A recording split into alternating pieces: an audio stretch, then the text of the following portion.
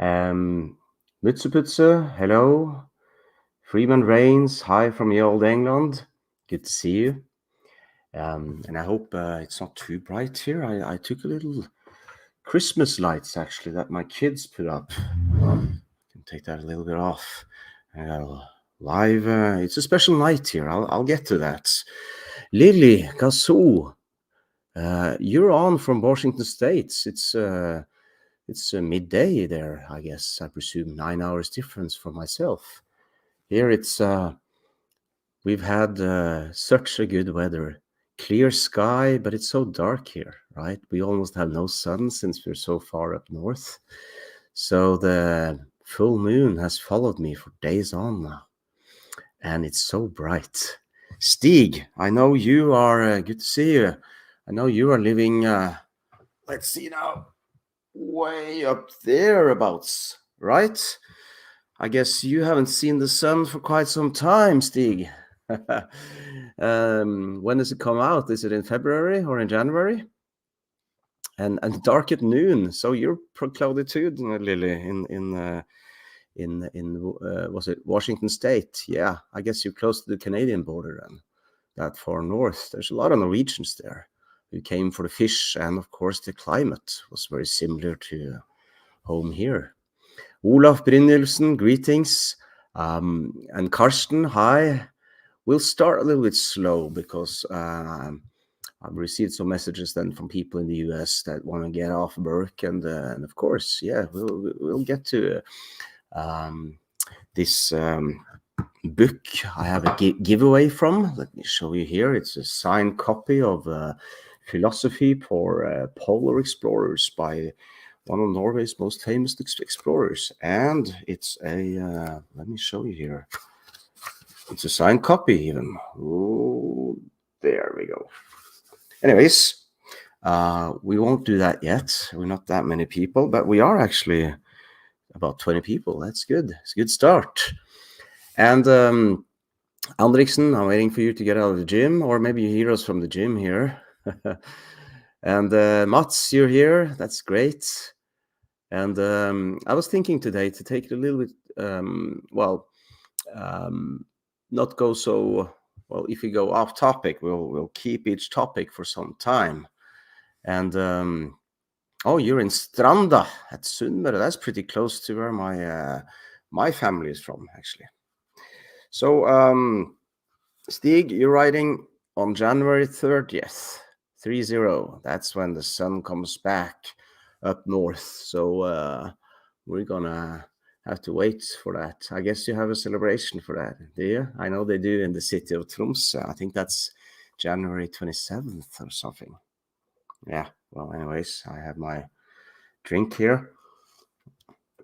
Also, before we get on to the topics of today, I have a program I'll share with you now, but I did bring some beer because this is a special night. Ooh, let's see if you can get out. Oh, there we go. Mack, God Jul. This is the Christmas beer, which we call, of course, Yule Beer, Yule Öl, or the Yule Ale. I guess that's the same word. And I do have a couple here now, so if anyone is here, oh, don't look at this name. It's not really what you think it is, but it's a family. And of course, the name is from the acid gods, right? Stig, you have your drink out. We'll do a toast then. This is great. And I was thinking now in the start, if you have some questions, I put out a video on genetic memory on Friday, and I've gotten a lot of feedback. And I'd love to talk a little bit about that with you, but I'll wait until we are a bit more viewers than we are now. And but I can answer some questions, like Andriksen here. Did you study I and ICT at NTNU? That's the university in Trondheim, and I used to live in Trondheim for a few years, and I did take my master's there in history, actually, while I worked as a bouncer at this crazy place, and trained some martial arts, and became a father, actually, for the first time. So that was some time 12, 13, 14 years ago. It seems like a really long time ago now.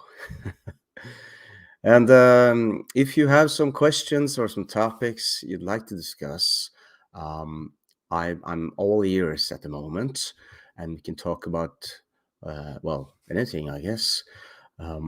But I do have a surprise here, and I'll tell you now the program here for today.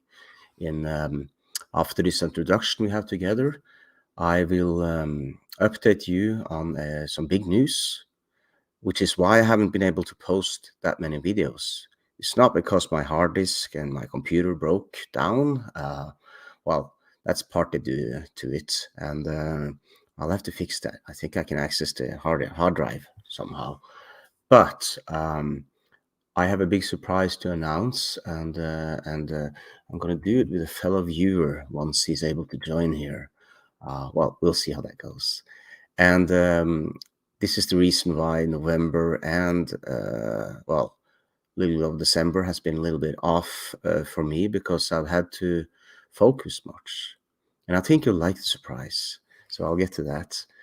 And also, I plan to do a segment on genetic memory, and to take some of that good feedback that I asked for in my video on Friday.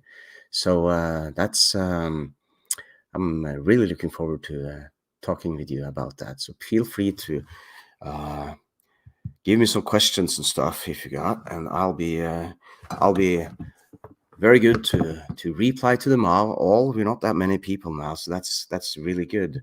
And I'd like to ask you first, when we start here, which beers should I? Because now we are. This is a special day, right? It's Lussi Night, and I'll explain Lussi, but it's very important to have your beer, your Christmas beer ready, which we call juleøl, juleale. And an ale and öl is not the same actually, but it doesn't really matter. And I was thinking of trying out this one, or maybe the gold Yule Beer. You see, we have so many that you can buy in the store only in December. If you come during Easter and see this beer, well, you know it's old. Frydenlund, it's one of these old breweries that we have, but maybe I should try this one first. So, okay, Hansa, I'll keep it real. So I'll start off with this one. Seramer, thank you. And to make a toast with you who are already drinking. And Andreksen, don't cheat on my surprise. You're actually onto it now. I bought this in Iceland, actually, when I trained at Gunnar Nelson's MMA gym, actually. Wow, great guys there. That was a good workout. They're all so big on Iceland, in the MMA gyms, that is. It was quite fun. I after the training there, they have a really good sauna, but it's a mixed sauna, right? So they have probably the coolest bar in an MMA gym anywhere. It's all filled with great Viking ornamentics and these really cool chairs. And but before you go into the bar, you have to go to take a shower, of course. And then they have the female shower and the male shower, and then the sauna in between, and a really cold tub of water. And I I was so I guess a little bit strong after this, feeling so strong after this exercise. So I just went naked into the sauna, because I thought this was naked, but it was a mixed sauna, so there were women there. And that, that's not the way you behave if you read Håvamål as a guest. So they were polite and said, "Oh, whoa, you got to wear a towel." So that's my experience from Iceland. But Lily, you have your lunch break. I thought you were drinking a beer. Well, in Denmark until recently, and some do still, you could drink actually quite a lot of beer for lunch. So. And they call lunch breakfast. Well, for Norwegians, that is. So skål, and Seramer, Mats, and Stig, and the Honorable One, L1, Honorable I1, of course. Sorry about that. Vote for gold. We're going to get to gold very soon. Cheers. And Andriksen, you mentioned something about this book project. Yes, that's actually my surprise, and I'll tell you all about that in not so long time, probably 10-15 minutes. Oh, sorry, there's an airfield just here. I sound like a plane was crashing. Let's see here now. Sendo 109. What company would you use to find out about your genetics? And thank you for everything you do. And thank you for writing that. That's I like that very much. Hey, this guy in Canada, who's a French Canadian from Normandy, he wrote me and sent me some DNA maps from my ancestry. And that looked kind of cool, actually. But I mean, basically, they're all doing the same thing now, these different companies.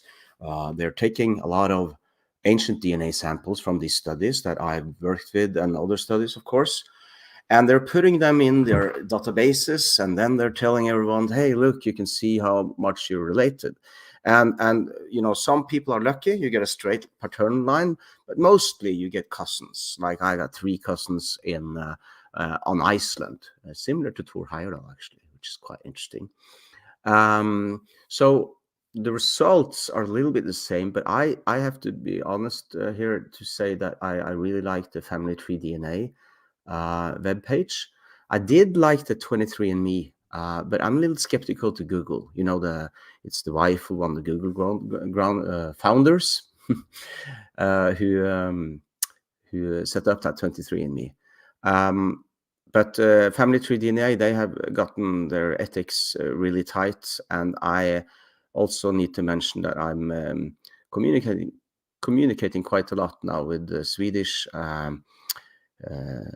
head of research and development team in Texas for Family Tree DNA. They've recently been bought by this Australian company, by the way.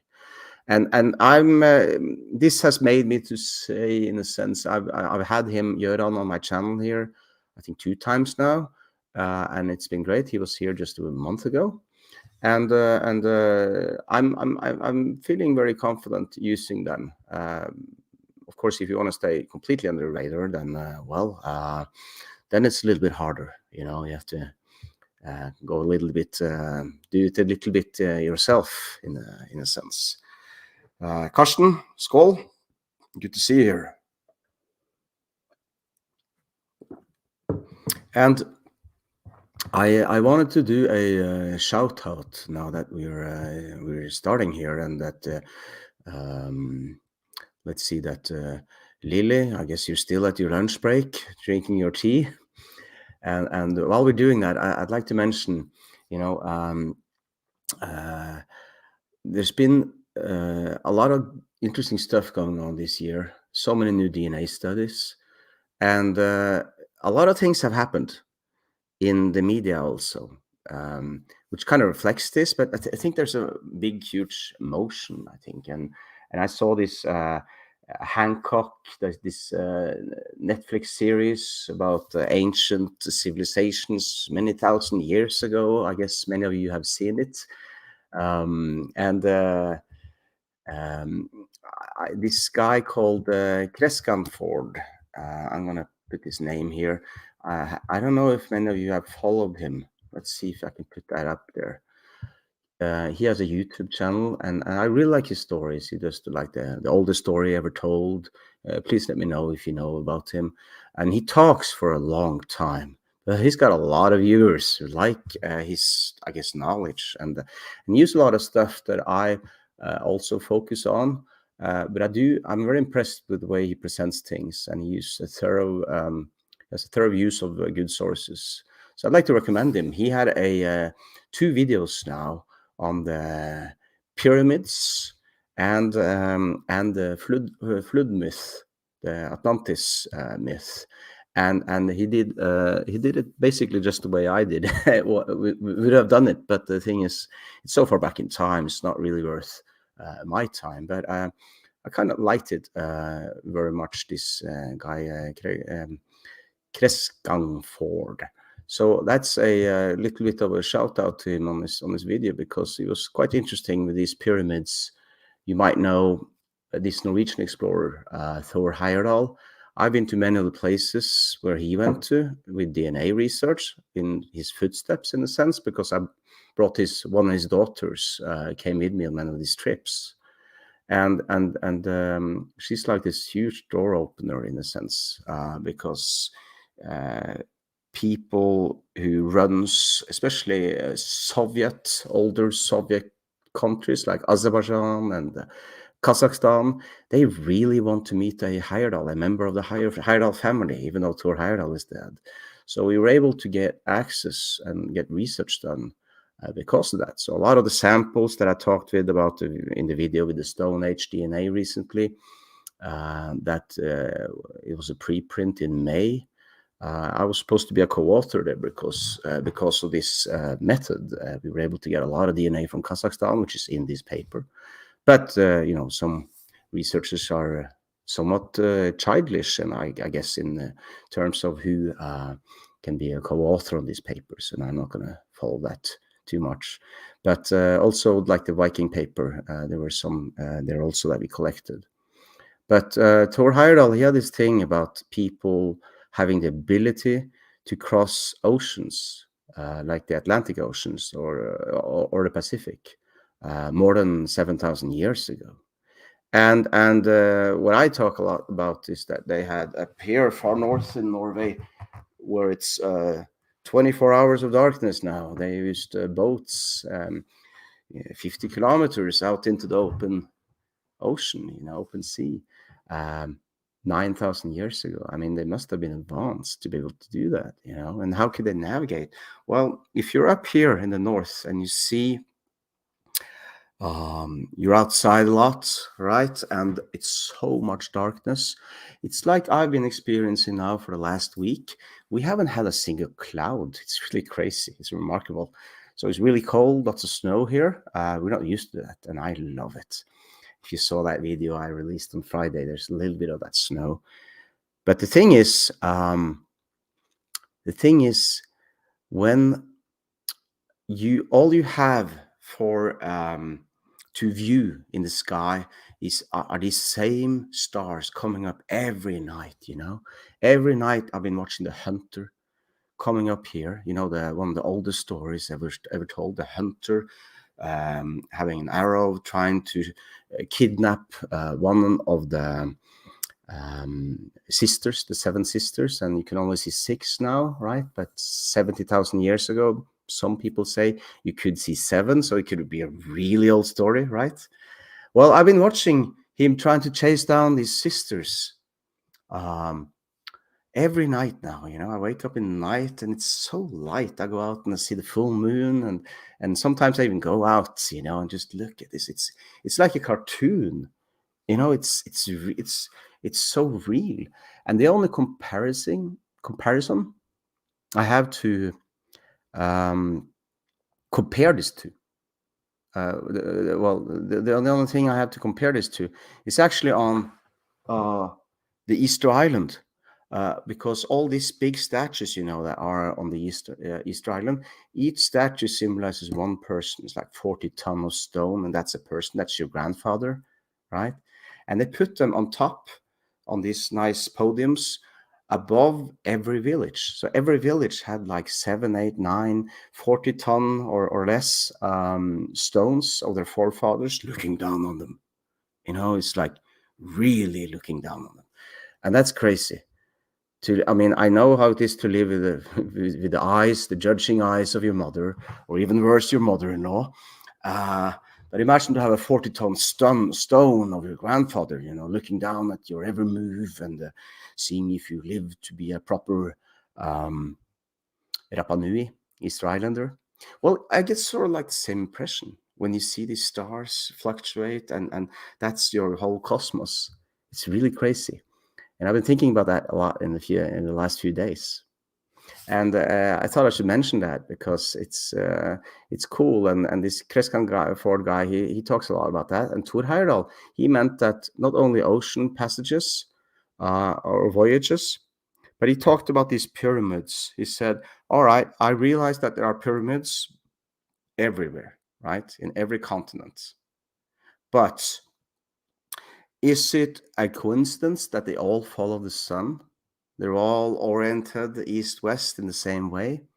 Well, for Neolithic people, that's no coincidence. Of course, it's, I mean, they were worshipping the sun.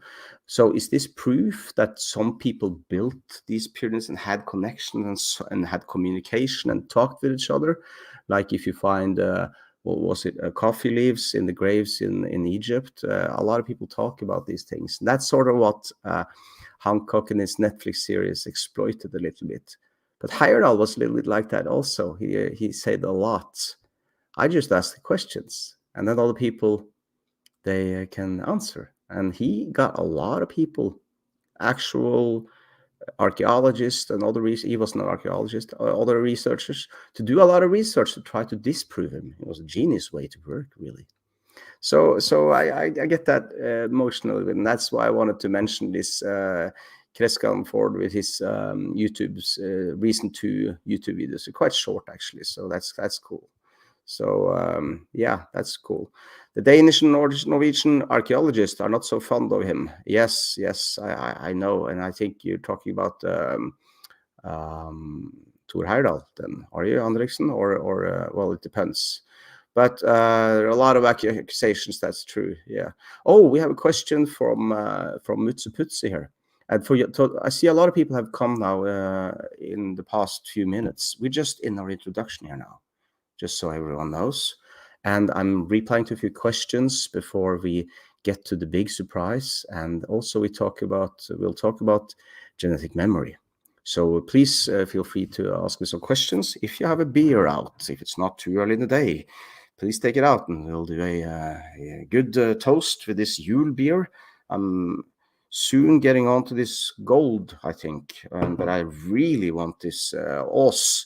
It's not ass, by the way. It's not a Christmas ale or Christmas beer called ass, but it's Ås with the 2 A's, by the way.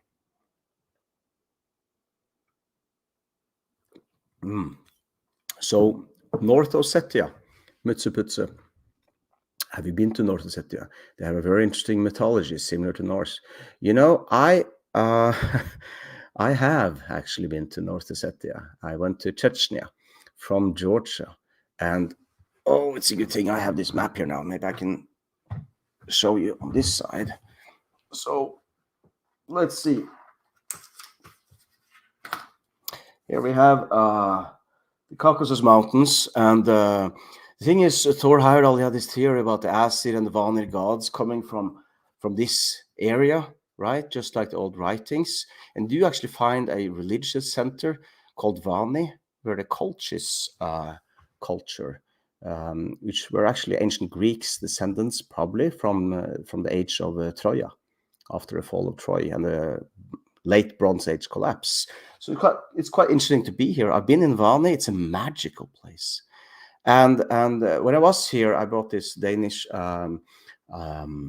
geneticist with me, but he couldn't get a visum to go to Chechnya, so I had to go alone. And on my Patreon channel, oh, by the way, I have a Patreon channel, so if you want to support me in any way, you can go to my Patreon channel, or there are ways to support me here also while we talk. It's always nice with your support. But on my Patreon channel, one of the videos there, if you go into that channel, you can get a welcome message with some links to some YouTube videos where I tell the story of how I went into Chechnya all alone. At the same time that a lot of Chechen warriors were down in the Middle East chopping off heads, or maybe not they, but that's what I thought at the time. We're chopping off heads, and it's kind of risky. Everyone said don't go, but I had to go, and it went all fine. And they're great guys there I met, really. The first thing we did after eating a lot of, when we drove through North Ossetia, we of course had to eat a lot of dried horse meat, because it's a tradition, right? So you appreciate your traditional lifestyle. Just like if you guys come visit me, we got to eat a lot of traditional dried cod fish, of course. And So we did that on the way, and then when I came to Grozny, we didn't go to the Russian Academy of Science where we're going to do some work, but we went to all different places of private houses to people to say hi, because I was a Viking, and they all had this conception of a Viking. So of course, as a modern day Viking, you need to be able to drink beer and fight and like weapons and be tough and blah blah. So you just play that attitude, of course, when you're traveling abroad. It's just like Victorian English people you meet abroad. They all have this way of acting, of talking in a proper English 19th century way, in a sense. And then when you start to drink, everything comes out as the way we truly are, right? And so I went to all these houses and I saw these weapons collections that they had. They showed them proudly. Look at this sword, and look at them. I got to see so many swords. It's really cool. So I talk about this on my Patreon channel. But the Ossetians in South and North Ossetia, they're really, really, really interesting. Finally, now a lot of DNA work has been done on them, and they have some really interesting stories, Mitsuputsa. But you know, both in Georgia and in Chechnya, I meet so many people who talk about Vikings, because we know the Vikings were there. They were mercenaries in a battle, a famous battle, and they lost. But the thing is, many people say that a lot of them stayed.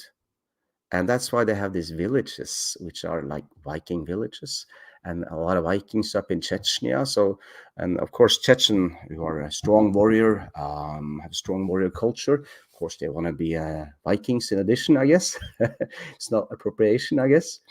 But it was really weird.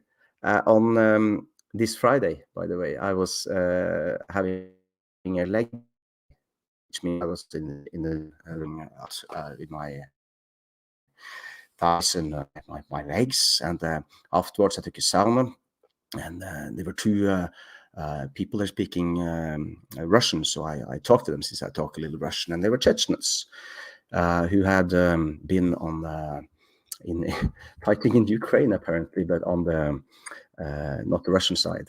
But it was so nice to meet them, and they were so surprised to hear that I've been in Grozny and in Chechnya, so we got to talk a lot.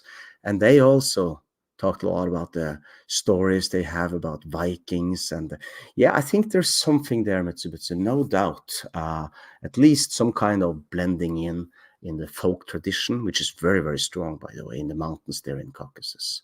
So I hope that was a fair and good enough answer for you, Mitsubutsu.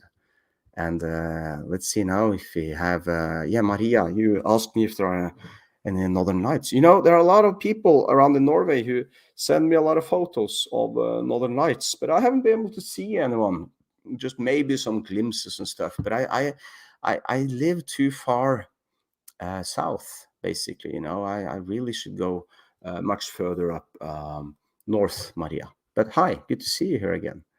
And Bruce, Southern Sus Apiari. Okay, I'm not going to try to say that. I want to say thank you for all you do, even if it goes against the conformist in academia, spewing narratives for the sake of getting along. Yeah. Well, I've had my fair share of battles, and I don't think people, some people in academia really like me. And I held a talk at the University of Trondheim a little more than a month ago. And even a professor there, institute leader actually, from the same institute where I took my master's, he came, and I actually planned on beforehand to include him in the talk, because he's doing a lot of interesting research, and he gave me some really flattering words afterwards, and I was surprised but very grateful. Because he said he liked very much someone's going against the official narrative.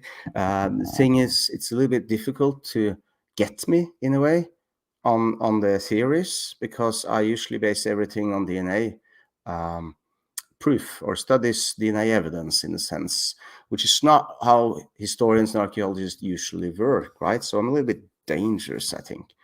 Plus, I like confrontations. I don't mind it. So I guess that makes me a little bit dangerous for some, maybe. Pretty soon now, Bruce, we're going to do this giveaway. because I see we're getting to be a lot of people here now. It's great to see you all here. Gotten a lot of messages also, so I'll try to go through these different messages now before we move on. And I promised that I have a big surprise also. Well, before the giveaway. And then after the giveaway, I will also talk a little bit about genetic memory with you guys, because I've gotten a lot of good feedback on this from my video I put out on Friday. So yeah, let's try to do that. And Mats, you said something interesting here. You've seen the same stonework on both Easter Island and Göbekli Tepe. That's down in the Balkans. Is it possible Easter is a former mountaintop 13,000 years ago? Well, I can't remember the history of geology.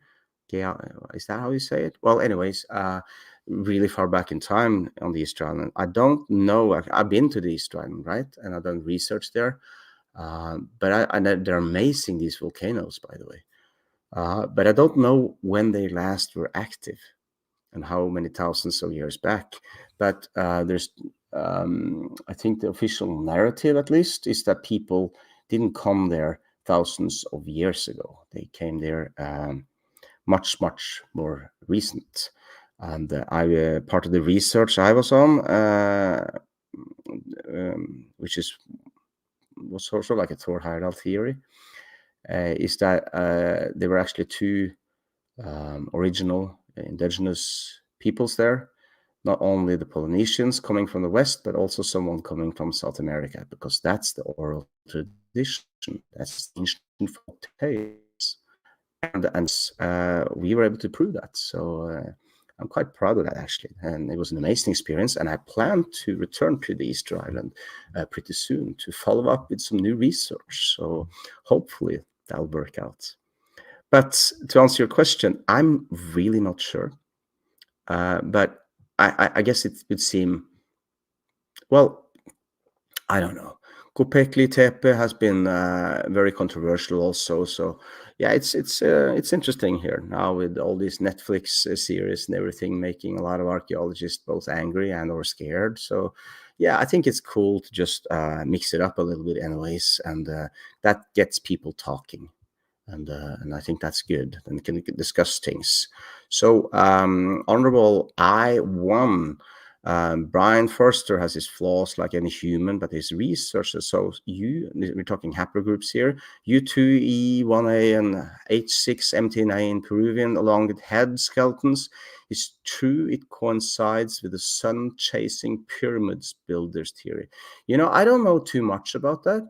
But I do know I talked to a lot of people from South America, and one even in Venezuela, politician on the political right, I think.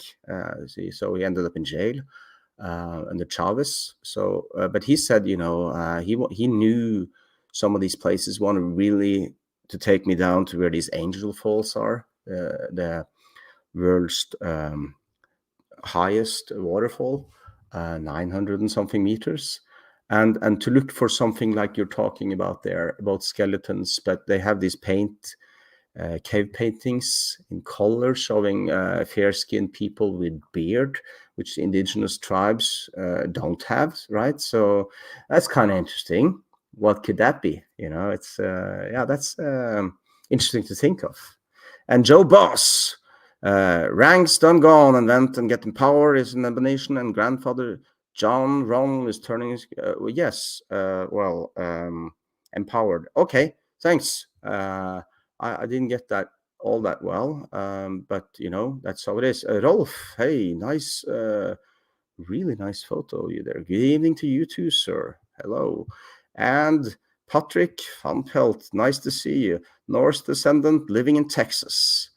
Well, thank you very much, Patrick, and it's great to see you here also. And Brenda, you're here also, and Seramer, you are you have that one. And yeah, my pleasure, absolutely, Mr. Putze. And Karsten, you're asking if the Frisians may be settled on the Faroe Islands. We know that there were probably some people there before the Norse Vikings went and settled on the Faroe Islands, and it could very well have been some of these 4 original tribes who were Germanic, which I call Scandinavian, since that's where they all originated, who came into England.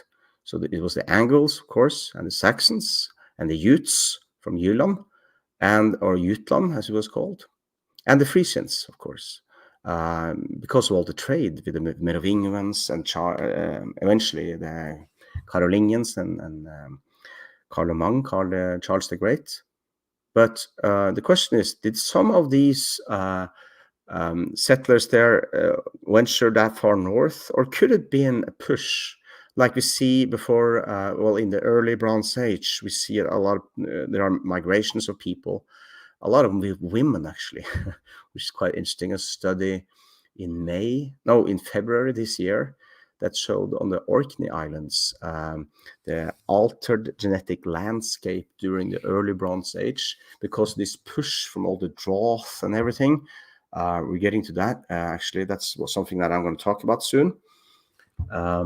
Made a lot of people migrate who were there before because all these warriors, the Yamnaya, came in, or they are actually what turned out to be Celtics.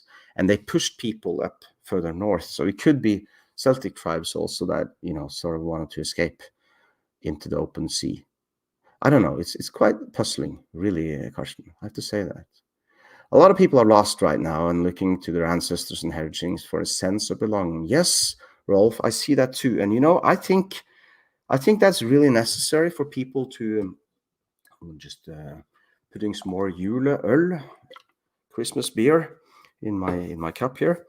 I see a lot of people are searching, and some people they go to other countries, to Asia, and want to sit and meditate or whatever. But we do have so much of that here in Scandinavia, and there's such a intriguing story, which is what I'm getting to very soon. This surprise, and this story, I think it's a much more interesting story than, say, Game of Thrones, or even Lord of the Rings, the books, that is. So I'm getting close now to this. So and Stig, you're saying in Norwegian here, you have to come up and ski under the Northern Light. I really want to do that. Ski under the Northern Light. Is it light enough then to ski? Because I talked to Stig before. When I was up north. I took a cup of coffee with him, and to my surprise, Stig, he likes to go off-piste skiing. Where you walk up the mountain for 3 or 4 hours and you ski down for 30 minutes with some really sore thighs. That's what I've been doing a lot. Where in the area where Mats is from and where I'm from, in the Sunnere Alps, as we call them. But we like to do that late in the season, like in May. Because then you ski down from 1,500 meters, and when you come down, you jump in the water. It's so green and great and beautiful. That's really something I recommend everyone to try, at least one in your lives. Hey, skål! Metal movies and brevskis. It's actually good now to drink a little beer today. Now, I'm sorry for being a little bit awkward and alcoholic today, but it is the Lussi Night, and that's what we're getting to. And now we're getting so many people here in the chat, so I can start to get to that. I'll just answer a couple of more questions first, so we'll catch up with all the comments. Alexander, do you know if there are any remnants of Gothic DNA on the Balkans and of later Vikings, Varangians? I'm sure, I'm certain, and this is something I'm talking to a lot of people now. When you see these, like you can use the haplogroup I1, like I have, and you can go and see what kind of percentage it is. For example, in the Liverpool area and the Wirral and in is Kimbri there's that place north of Liverpool. Anyways, you see on the place names, just like in Normandy, and then you see the percentage. And of course, the Vikings or the Germanic tribes, they were not all one haplogroup, right? They mixed a lot. But I1 is a really good indicator because we know it was a strong driver for selection, or not selection, but well, yes, in a sense. And sorry, my hat here. It's a Viking Stories hat, but it's a little bit it's mirrored, so I take it the wrong way here. But we can see it in the Balkans. Once more and more people take DNA tests there, we get this indication. And there was a paper on the Etruscans in Italy quite recently, a couple of years ago, where they actually see Germanic DNA up to 20% in the middle of Italy. Not in the north, in the Lombard region, which you know is strong, but in the middle of Italy. And of course, it's Longobards or Lombards, and maybe some Goths, but we know a lot of Goths left Italy after they lost in the Gothic Wars, and then many probably went to the Balkans and settled there, but some returned also when the Lombards decided to go south. But of course, the Norman DNA is present in all of southern Italy, so that could be. We know they mixed and with each other. They married. The elites sort of married into each other. So that's why you find a lot of that, and I'm sure you find a lot of that in the Balkans. I've been looking at that too. So, and probably Varangians, but you know how many were they and how many died, or how many were able to stay and have families? We know the mercenaries in the Roman armies, a lot of them served for 10 years and they returned to Scandinavia. Up north in Norway, in the area known as Toten, close to Hamar, we find a lot of graves of people that are buried in Roman armor and weapons, and they have no doubt served for 10 years and then returned to their home. And that's pretty cool. And Glad Yule and Merry Christmas all. Yes, the eunuch. So I'm gonna try to skip her now to see if we can have. I want to get.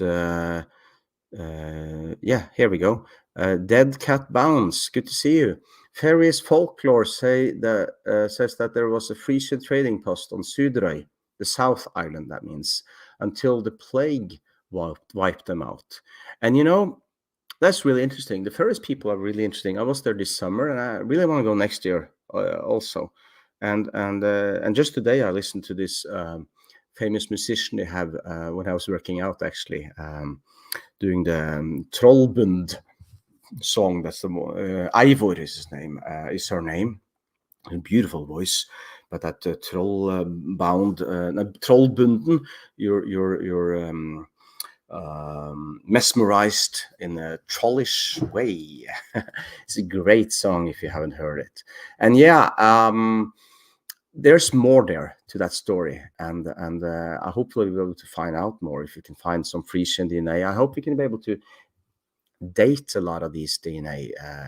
Maybe we can see that. And now we have someone with Sami descent here. Play nice, be real. Greetings and happy Yule. Go Yule. DNA is fascinating. I'm of Sami descent on my father's side, but Arawak on my mother's side. Wow, that's interesting. You know Johnny Mitchell, the songwriter, singer-songwriter. That's you can see on her face also, but she's also Sami and migrated. Her parents, I guess, migrated from the north of Norway, and that's sort of part of the surprise that I'm getting to. Once we have a few more of these comments, and then we can see. I can talk a little bit about that because I wrote a piece a year ago in December up north Norway in the largest newspaper there, and telling a lot of people who are so focused on these Sami men who came, no, not from there, who came from this region into Scandinavia about 3,000-4,000 years. So it can't have been a lot of men, but we know that a lot of them settled in present-day Estonia and Finland, of course, and some men wandered north. The thing is, they found women locally, right? And we know from the sources, the Norse sagas, that those who did the trolling, ancient trolling, not present-day trolling, those who did the magi, the magic, and those who healed people. I mean, the Sami people, they have still have healers, right? But they had all this great knowledge.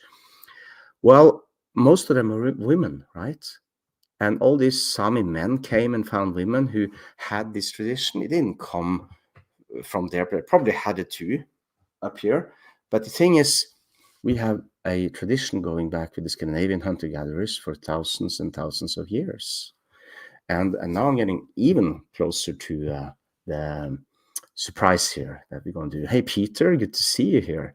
And Alexander, I got your name now. That's good. So let's see here now. I think we're actually close here. What do you think Bruce says here about My True Ancestry website? Is it possible to link ancient bronze, Iron Age, and medieval excavated skeleton DNA to modern people? Well, yeah, in a sense it is. Family Tree DNA also does that, and it's quite interesting to see. I did a couple of videos on that with research guy in Göran in Family Tree DNA. But you mostly, I mean, you have to be really lucky with their offspring that they are in a direct line to you, right? So you can see that one of your ancestors in your family tree had a brother or some cousins, and there you find another line you find some of these for instance, the people who were beheaded in Oxford in the St. Brice massacre just a bit more than 1,000 years ago, or the Salme burial in present-day Estonia before the Viking Age officially started. Right?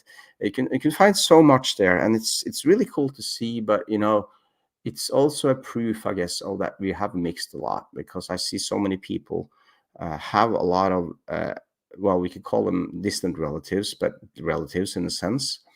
From these time periods, as you say here, Bruce. The only exception are some people like me. I don't have that many. So for some reason, my family lineage should probably have died out. I don't know. Hey, Lady Liberty, you're back and home from work. Oh, that's great. Good to see you too. I hope you have your Yule Beer ready, the Christmas beer. That's something to do with. And Alexander, Harald's life can make an epic movie trilogy. Absolutely, totally. And there's a new book by a really good Norwegian historian who writes really well. And when he comes out, I talked to him a little bit because I know a lot of the stuff that Harald did on Sicily. It's really, really cool. And I hope he has it in his book. And there is so much about him that could be a great movie. But we would have to have the right people making it, I guess. Yeah. So that's something. And Michael, yeah, the Chatti is a tribe, a Germanic tribe, right? Who came from Scandinavia originally. And I've been down in the Brocken Mountains, where there are a lot of Leben villages still today. And in that area, they were called Horda, which is also the area around Bergen, which I saw Mats you said something really funny about being from Bergen. Let's see if I can find it here now in your DNA, because that was a good comment that I would like to. Yeah, here we go.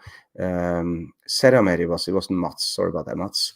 Seramer says, as a person from Bergen, the city of Bergen on the western coast, 3 hours south of here, I'm very, very much concerned, or a little concerned, he writes, for what I can find if I do a DNA test. And, you know, we had the Hanseatic League here during the Middle Ages, and they had their sort of like one of their biggest and most important trading villages or cities in Bergen.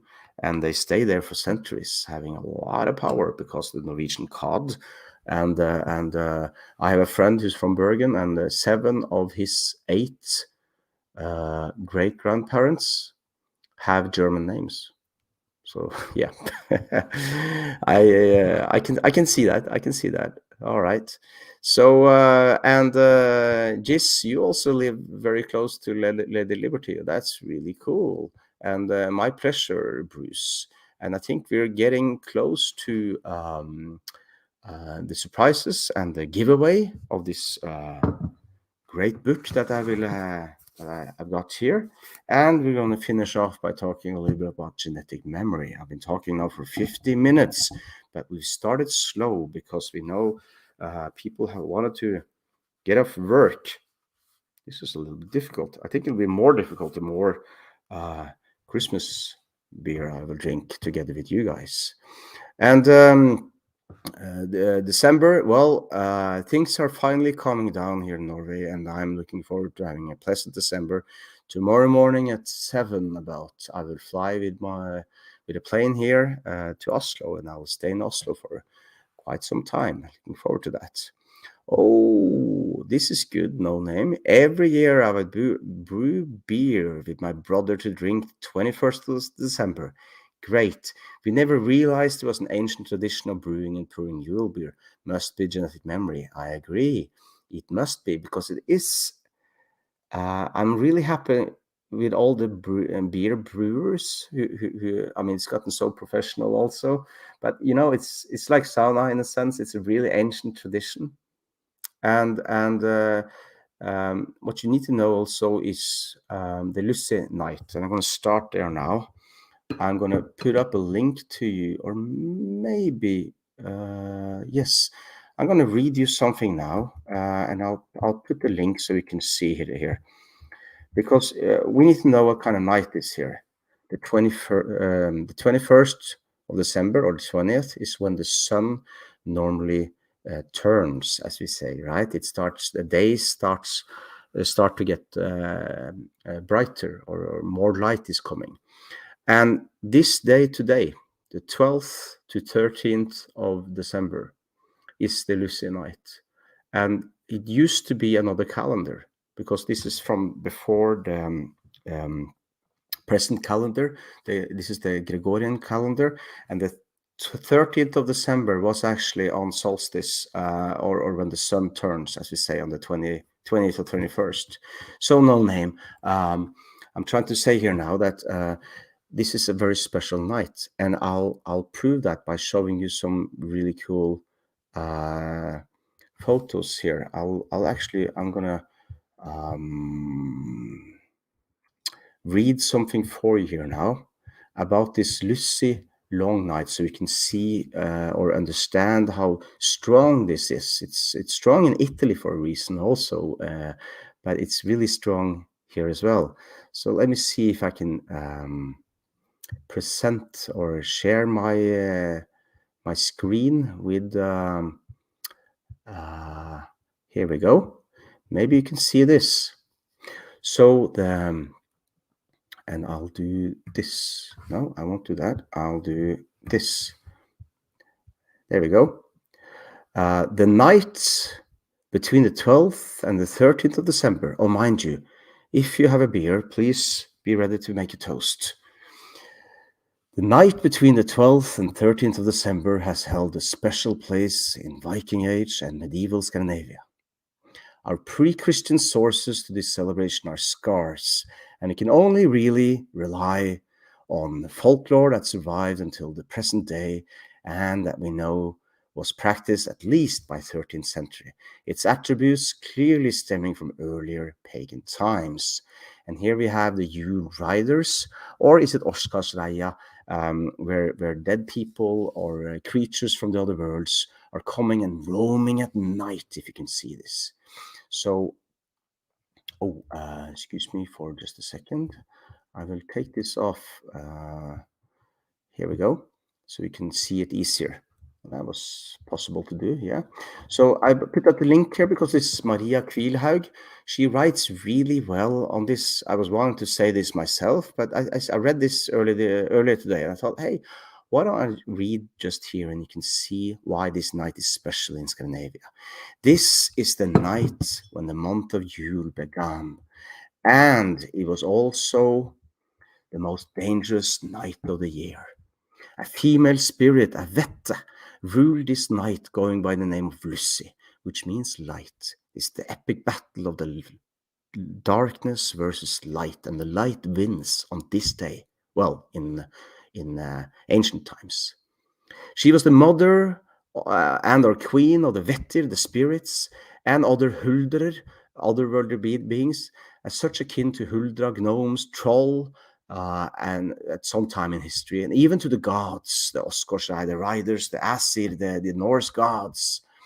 And they would come and check that everything was all right. I'm not going to read everything here. It says here it was also very important to take care of the animals.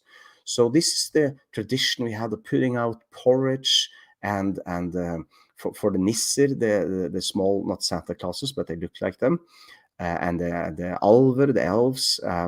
And it was very important because Lussi was pale-faced and terrible and would come to check that everything was ready for Yule. The spinning and the baking. And look at this. This is beautiful, by the way. The Julereia, great painting by Nils Bergslien. And they had even a saying here, and I'll read it for you now once we get down there. It's called The Long Night, and you make these also, the lussekatter, with spinning circles and these two eyes, who kind of looks associated with Freya. I mean, this is really old, even the Nordic Bronze Age. So you can, I'll put out the link here so you can read it. And what I wanted to show you to cry out, when they cry out piercingly, it says, Inche brygga, inche baga, inche store eldhava. Not brewed, not baked, no great fire do they have. So how about that? And when that is said, I think I'm back here. This is the reason why the Saint Lucia, as we call it, tomorrow, but it's the night before the Lucia, the night of Lussi.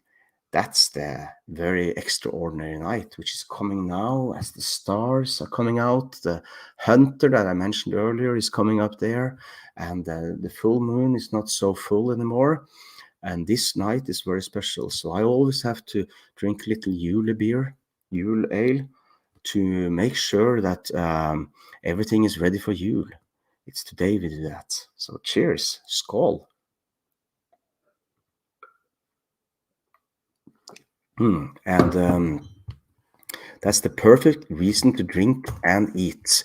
I agree, that Kite Bounce, as he wrote there. I put out a link here in the comments so we can see that, a link to the blog of Maria Kvilhaug. That's just to go in the comments there. And a lot of people say skål here, so I kind of like that very much. And thanks for all the great comments here. Absolutely. Oh yeah. So I've got a lot of comments here now. So this is great. And No Name, I'm glad you're here to be able to skål. And Peter and Rolf and Anna. Skål to all of you. This is great. And I have to open another beer here, I see. And I hope you can help me with this. Which one? We will very soon, now that we have so many people with us here now, we're going to have this giveaway of this signed copy of Philosophy for Polar Bears. I'm going to pull out some of you who are watching now, and this signed copy, but there we go. But the thing is, I think I'm going to pick out someone who has a good comment to why they would like this book. So not write it yet, because the giveaway is not yet. It's time for the surprise. I have been very busy in November. I haven't been able to post that many videos either. So I will have to do something about that. Hydrate this. That's good. I have a little bit in here too. Oh, it's great to meet and talk and see you all again. I'm not going to put people online with their videos as I did last time, but that's something I should do. But it's really good to drink some Yule Beer here now together. And Rolf, I see you drink your own mead, and you're drinking with me now. That's great. Wonderful, Rolf. And I really appreciate people keeping up traditions. That's really something.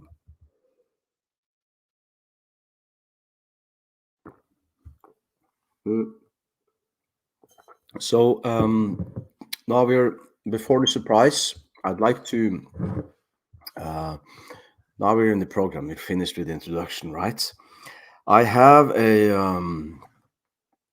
I'm going to start, first, it was one of you said I should, oh, hey, Remy, oh, I forgot. You can do this. Here's some beer money. Thanks for all you do. Thanks a lot, Remy, and nice to see you here. Hello, you're in Canada, right?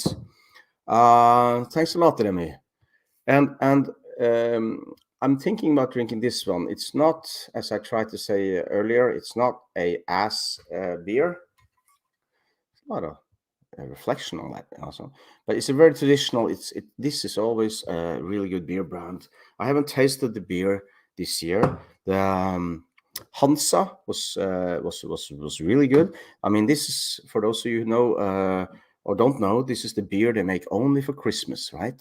But I'm gonna. Is it okay to do the Mac now? There are some people from up north in Norway. Maybe I should do that, right? What do you think? I'll open this or the Oz. Which one do you want me to taste? I'll give you my honest opinion how it tastes. All right. And this surprise that I've got for you, and I'm quite anxious to tell you because now I see a lot of the faces that I know have been following me on this channel for quite some time, and I am very, very grateful for that. Go with your heart of choice, thanks. And Dead Cat Bounce, you went for a Ås. And Hansa is from Bergen. Yeah, Seramer, that's good of you to say. Hansa, of course, the beer I just had. It was quite good, actually, quite good. But it doesn't have that dark, the really where you can feel the melancholy of the darkness. I like that in a good beer, a Christmas beer, that is. So maybe that's something. But I will try the Ås beer and see if that has got something to do with that really darkness to get out the melancholy and the toughness you need to survive the winter months. So I'm going to do that. And thanks for that, Dead Cat Bounce. We'll do that. And Michael, thanks a lot. I like the Yule mullet wine. Oh, really? You do, huh? So before the surprise, I'm going to open this beer and pour me some. And I hope you're going to like this because it's always nice sound. You can see this is a little bit darker also. This, oh, it's a nice color, isn't it? And or maybe I should do this. This has the darkness that I'm looking for. So maybe we can, I'll give it a taste, Skull, and we can see if it's the way it should taste.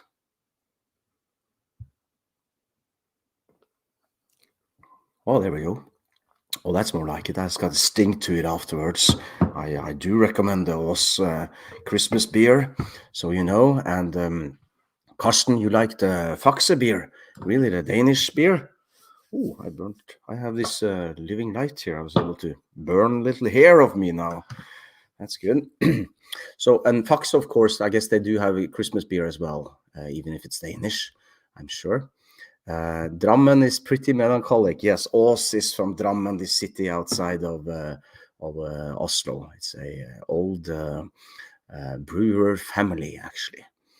And it was good. Dead Cat Bounce, really good. Yeah. So let's see now. I have started a collaboration with a publisher. And I think Sarah Mary, it was you who mentioned this, or Andriksen, I guess it was. And what I'm gonna do is I'm gonna actually read something from you now, because about 5 weeks ago I was able to do a good deal with a publishing house. I was on this podcast for actually it's close to 20 hours now in many episodes, but only in Norwegian. And it's gotten quite popular. We have done 3 different podcast series. The last one is on the Viking Age, which are 4 episodes of a total of 6-7 hours, where we talk together. This guy called Wolfgang V, and myself. And the first episode of the Viking Age is out, and maybe I should do a link on that so you can see it. But it's Wolfgang V's podcast, But in January, we did 6 episodes with a lot of off-topic issues to talk about, which is called 12,000 Years of Norwegian History. And I did it from a genetic or DNA kind of viewpoint as a historian. So a lot of archaeologists got a little bit annoyed with me because I kid you not, in a sense, for the next 4 months, I think, I got 2 to 3 messages from people every day who wrote me with questions about this podcast. It was crazy. But also I wrote about the Sami people north in Norway and published that. And I wrote about how we need to turn the map of Norway upside down, stop telling the story about Norway from a Oslo southerner perspective, because if you tell it from a northerner perspective, looking southwards, it's so much more interesting and goes really, really far back, the roots of the Viking Age. So, yeah, that's Wolfgang Wehr, yeah. And what happened was that this publishing house, who is owned or has been owned, he sold himself out a little bit by this guy, Erling Kagge, this famous explorer. He's also a very good publisher. I mean, he's good at what he does. And oh, hello, Antonio. Good to see you. I hope you have your Christmas beer out there with you. Skål. So he has now given us actually money up front, even to write down, well, transcribe. It's been transcribed already, but make it from a podcast into a book. And that's what I'm working on. And it's a lot of work. But this book is gonna come out in August. So the main work is actually now, and I haven't been able to make some videos on this YouTube channel. So I thought maybe I should just tell you guys about this, because it's really cool, and I'm thinking this can be real cool in English also, if you call it 12,000 Years of Scandinavian History. And basically, I talk a lot about the same thing that I do in my videos here, but it's written, it's in a book, and it's very, very enjoyable to work with. So we've done the whole story in podcast series, 2 different podcast series. The third one that we did, the podcast series, was just 1 episode on the history of the Rus Vikings in relations to the ongoing war in Ukraine. Yeah, so that was sort of like my surprise, but I've done more in regards to this, because I've also oh, hello, Philip. I've also done I was so inspired in working on this.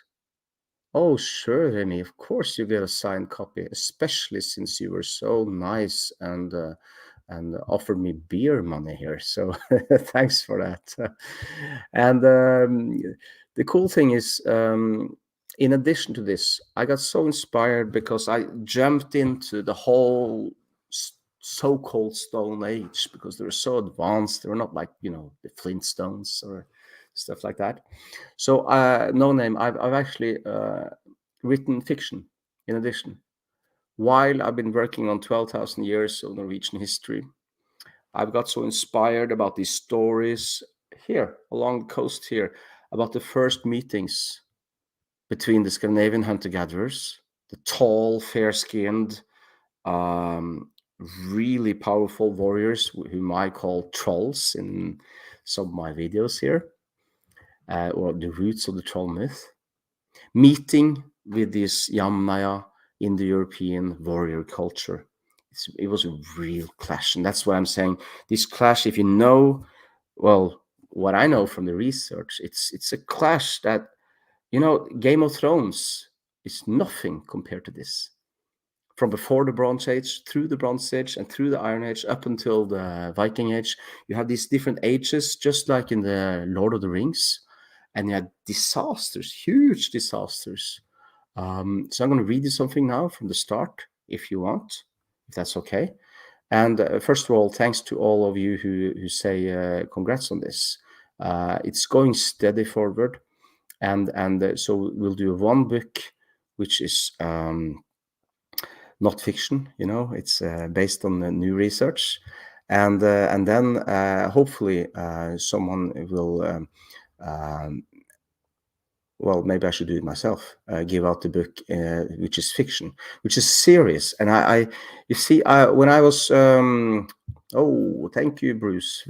Thank you very much for being so kind. You see, I get so inspired telling these stories and how these clashes have been, and we know so much now. And I got so inspired also when I was young. I saw this French children's cartoons it was a series called Once Upon a Time. It had the same type of characters, but in different time epochs or time periods. And that's sort of what I'm thinking. So I've started now in the year 2200 BC. That's what I'm going to read to you. But there's more. I'm going to show you something more also. And because I've allied myself with a really, really cool guy called Christian who makes some great artwork. And that's what I'm going to show you now also. And I want him to do artwork for both the 12,000 years of Norwegian history, but also this fictitious tale. And what's cool is I know the geography here so well. I've sailed here up along the coast. We know where these Yamnaya warriors first had to go. And we know where they would have been caught, because we know they got caught by these Scandinavian hunter-gatherers. Just like the first farmers, they were driven out.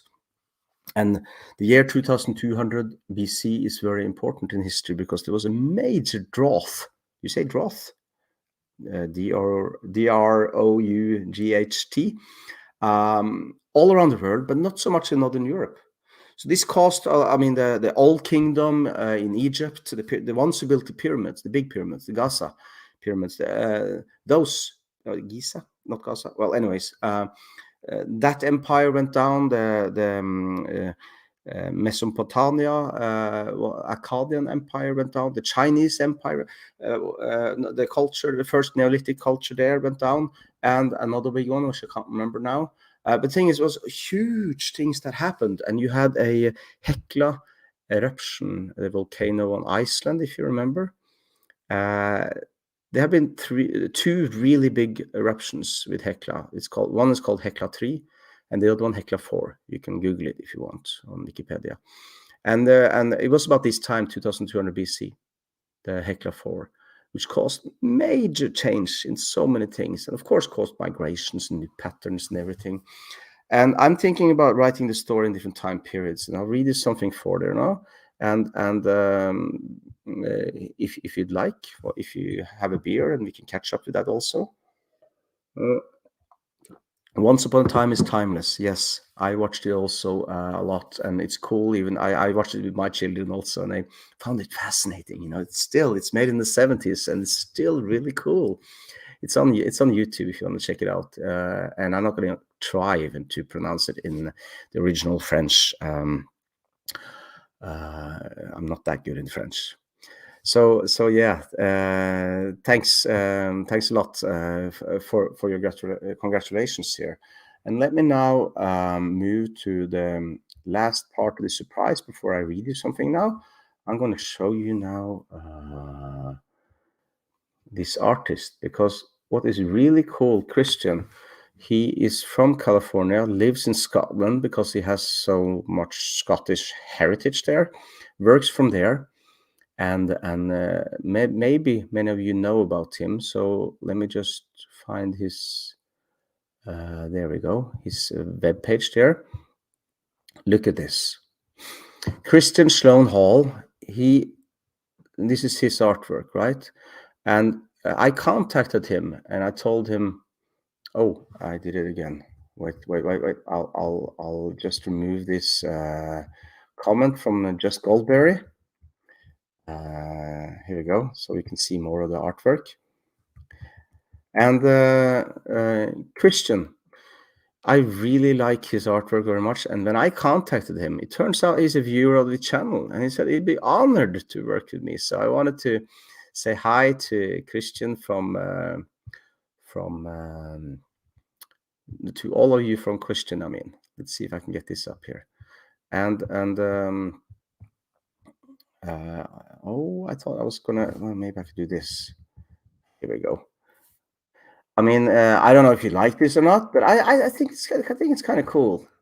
And like here he has a Valkyria, Battle Maiden, for example. It's a little bit bloody, but this was a bloody time. All right, so that's what I'm thinking. Why not? You know, the here a woman from the Nordic Bronze Age, and Christian right now. Oh, and this is Black Douglas. You got to see this. This is from the year, I think, 1314, a very important victory in the battle against the English for the Scottish people. So I hope you can like and enjoy these photos. I will also go on. Let's see now if you can do this. I'll go on the Facebook page of the Christian, so you can see he shares a lot of his artwork that he's working on there also. So let me just show you. Here's the artwork of Christian Sloane Hall, and this one he posted today from the English. It looks like a new Grinch, doesn't it? But I wanted to show you the one with dinosaurs. Look at this. I think it's really cool. Paint ready, final pencils, and he's gonna do this. He showed it to me in color. Of course, it's ridiculous in a sense since it's a dinosaur and Vikings, but you know, it doesn't really matter. It's really, really cool. And so we have talked a little bit about motives. In terms in Norwegian, motives means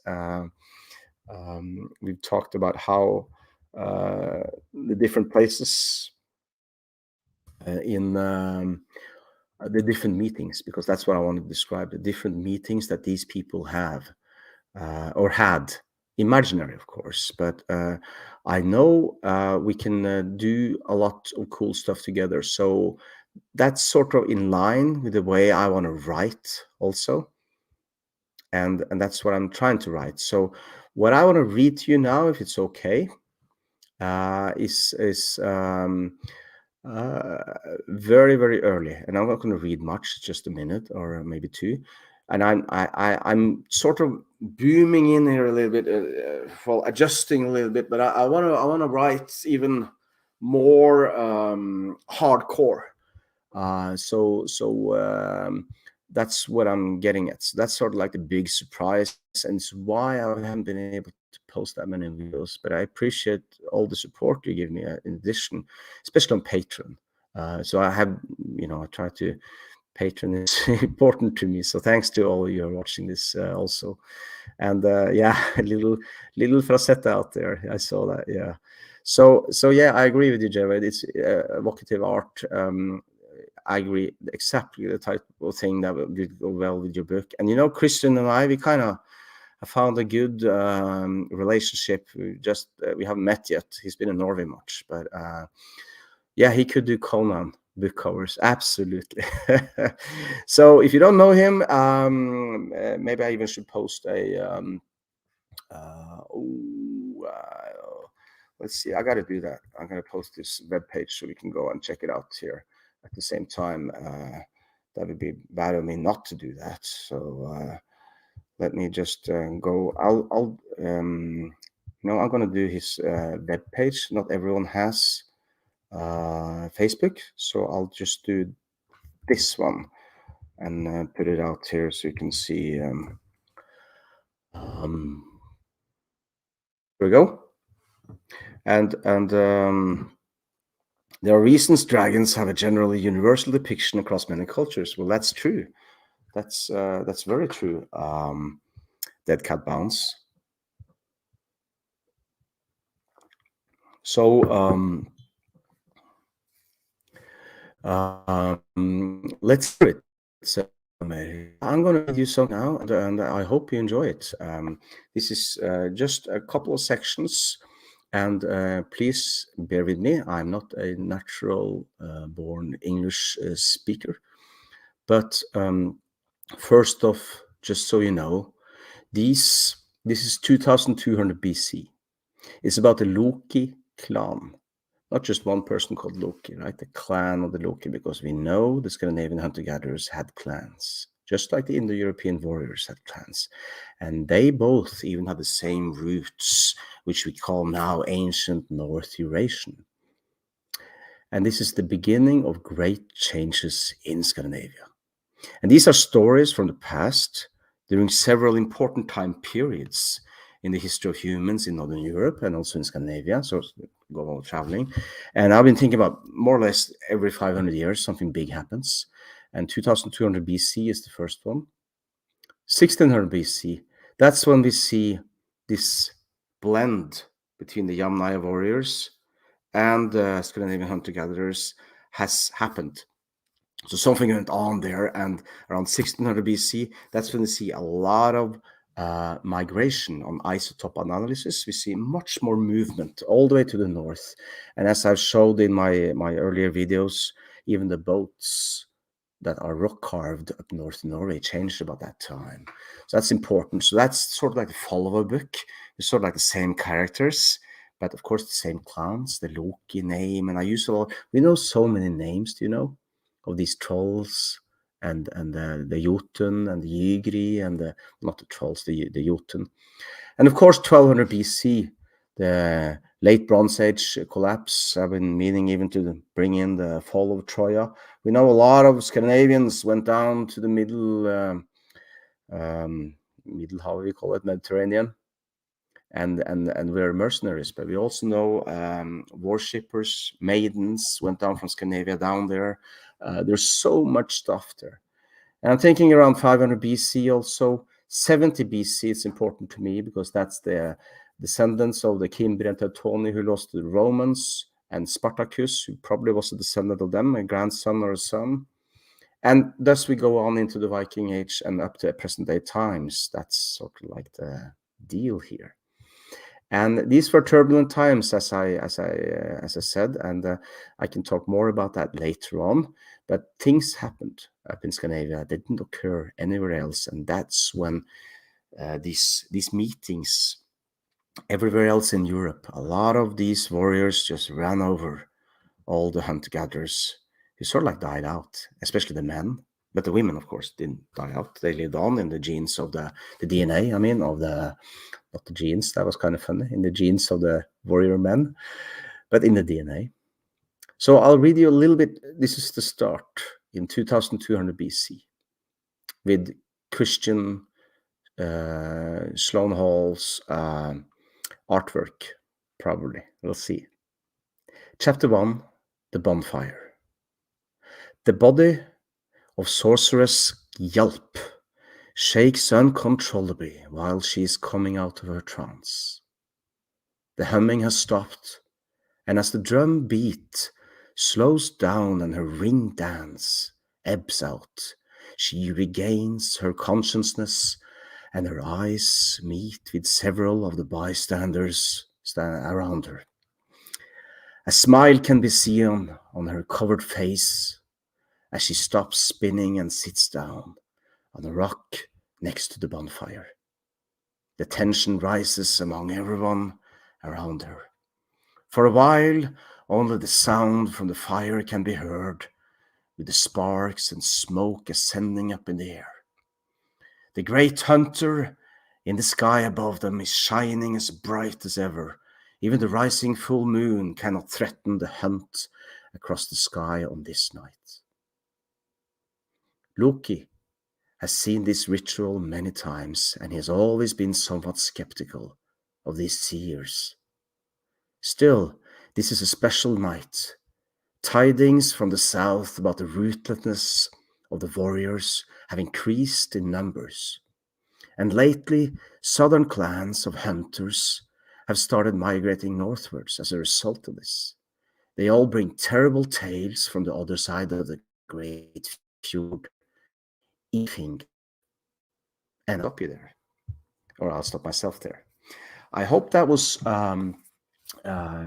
interesting in the sense. It's going to be much better. I just wanted to share this with you. Ifinger, the great fjord, Ifinger, is actually the sea between Denmark and Norway, going into the Baltic Sea, And Ifinger, I call it that because that's an old name for it, but it's also a name for the river that's today called Vistula down to Warsaw, where the Goths would migrate. And I think it's important because that was sort of like the first separation between the warriors and the Scandinavian hunter-gatherers. But the farmers came up north first, but they had to give up. They, as I talked with Johannes Krause about, they had some troubles settling in Fennoscandinavia, meaning north in Scandinavia. So I hope that was enjoyable. It's early Bronze Age Scandinavia. Yeah, that's right. And it's like you say, it's not a common period in Scandinavian novels. Not at all, not at all. So I hope you enjoy this. Thanks a lot, Christina. And we'll see how it comes along. You know, I'll give you updates for those of you who are interested. And now I need a toast. So I hope you enjoy this, and skål.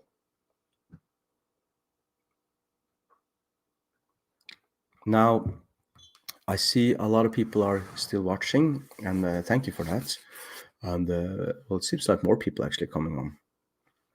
So maybe we should do this book. Thanks a lot, Oddkar. Maybe we should do this giveaway now. I'd like to do that.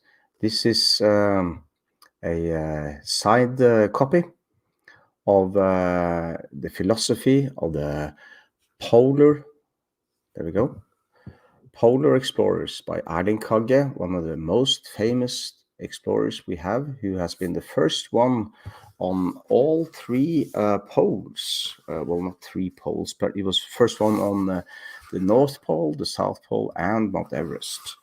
And it's this philosophy for polar explorers is also a signed, as you can see here, book.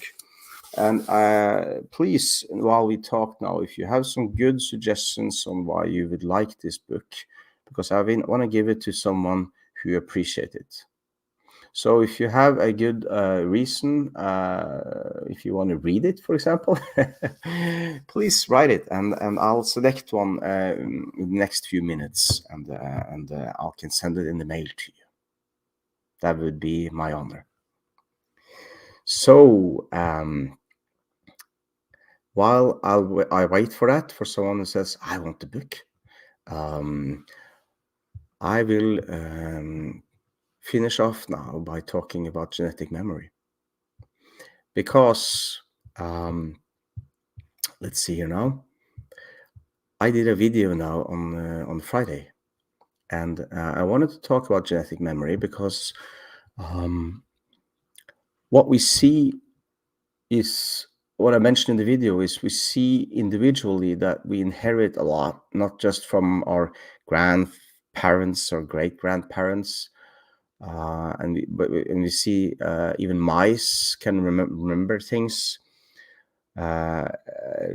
feel fear over certain smells that they have never smelled before. They just know it, and it's based, I mean, they've done a lot of research on this. And I'm thinking, all right, we've known this for many years. That's individually. What about collectively? And I've been talking a lot with a lot of people about this, and it resonates to so many people. And I know also a lot of people have these feelings that they have of past lives and all of that stuff. And I'm gonna, let's see now. I got so many good comments in my video that I posted on Friday, and I'd like to, of course, if many of you have some comments too, please give them up. I trust you can. Let's see. Yeah, if you have some comments, please, as we speak now together, I'd like to have a two-way dialogue here on this. But I see Jay Weil, you're here now, and yes, the book is going to be filled with wonder. But I also saw you had a really good comment today, actually, on my video on Friday about genetic memory. You talked about, I'd like to see a discussion around recent generic memories. Are genetic memories, which were created near in time to our present time, more prevalent, more dominant? And I would think so. Javid, because you know, it's anything that's closer in time, you know, like war. If your grandfather fought in the war or was in a prison camp in Gulag or wherever, it's also been enhanced in a sense because it's closer in time, so it's been talked about more. Or maybe it's not being talked about. Like we know, a lot of people didn't talk about trauma, and it's felt still, of course. So yeah, I think I think that's something that it's a very good question, and I think we need to think about that. And Blockmaster Roshi, I haven't seen you here today, but you say this is like the driving force of the Dune series, the Dune book series, which are really really good books. And if you see in the movie that recently came. I really enjoy that movie, but you know, that's just the first book by Frank Herbert. And what I didn't know when I read the first book is that he wrote this book in the 60s and did a lot of mushrooms, and he went to the sand dunes in Oregon because there are apparently a lot of sand dunes there, and there he saw this giant worm and it's giant, and that's sort of like the basis for the Dune book series. And it's really really fascinating because he writes a lot about this enhancing your mind and getting a connection with something collectively. And I've been reading about this. I mean, Joe Rogan and many other people talk about this when you enter another consciousness. Like we know the seers, the shaman people, even the music was circular, right? It was like in a trance. And we know a lot of indigenous tribes even today have you can search up them in South America, different music that they have to go into trance. And if you know this Maria in this band Heilung, she has this dress when she's on stage, and that's based on I can't remember if it's 8 or 9,000-year-old Scandinavian hunter-gatherer from southern Denmark, I think, who was dressed like she is on stage. And she had something even in her nostrils, something that with oxygen, or that she was able to reach trance in a special way, they speculate. The thing is, they used that as to be a seer, and we know about this in many of the sources. So can you tell something extra? Can you reach something collectively? I don't know. But a lot of people have been focusing about this, and it's quite interesting to see the history also, especially if you go back in time and remember the foundation of the Viking Age was laid out in the Bronze Age, and that's when you have these hunter-gatherer people, and a lot of the women obviously were sorceresses and seers. So it's really really interesting to see that. And before we go on now, I have 5. 1, 2, 3, 4, 5. I have 5 different good suggestions for the book here now. So I'm gonna choose. I'm gonna do the giveaway now before I continue with genetic memory. But please, if you have questions or topics on the genetic memory, I would love to talk with you about this also.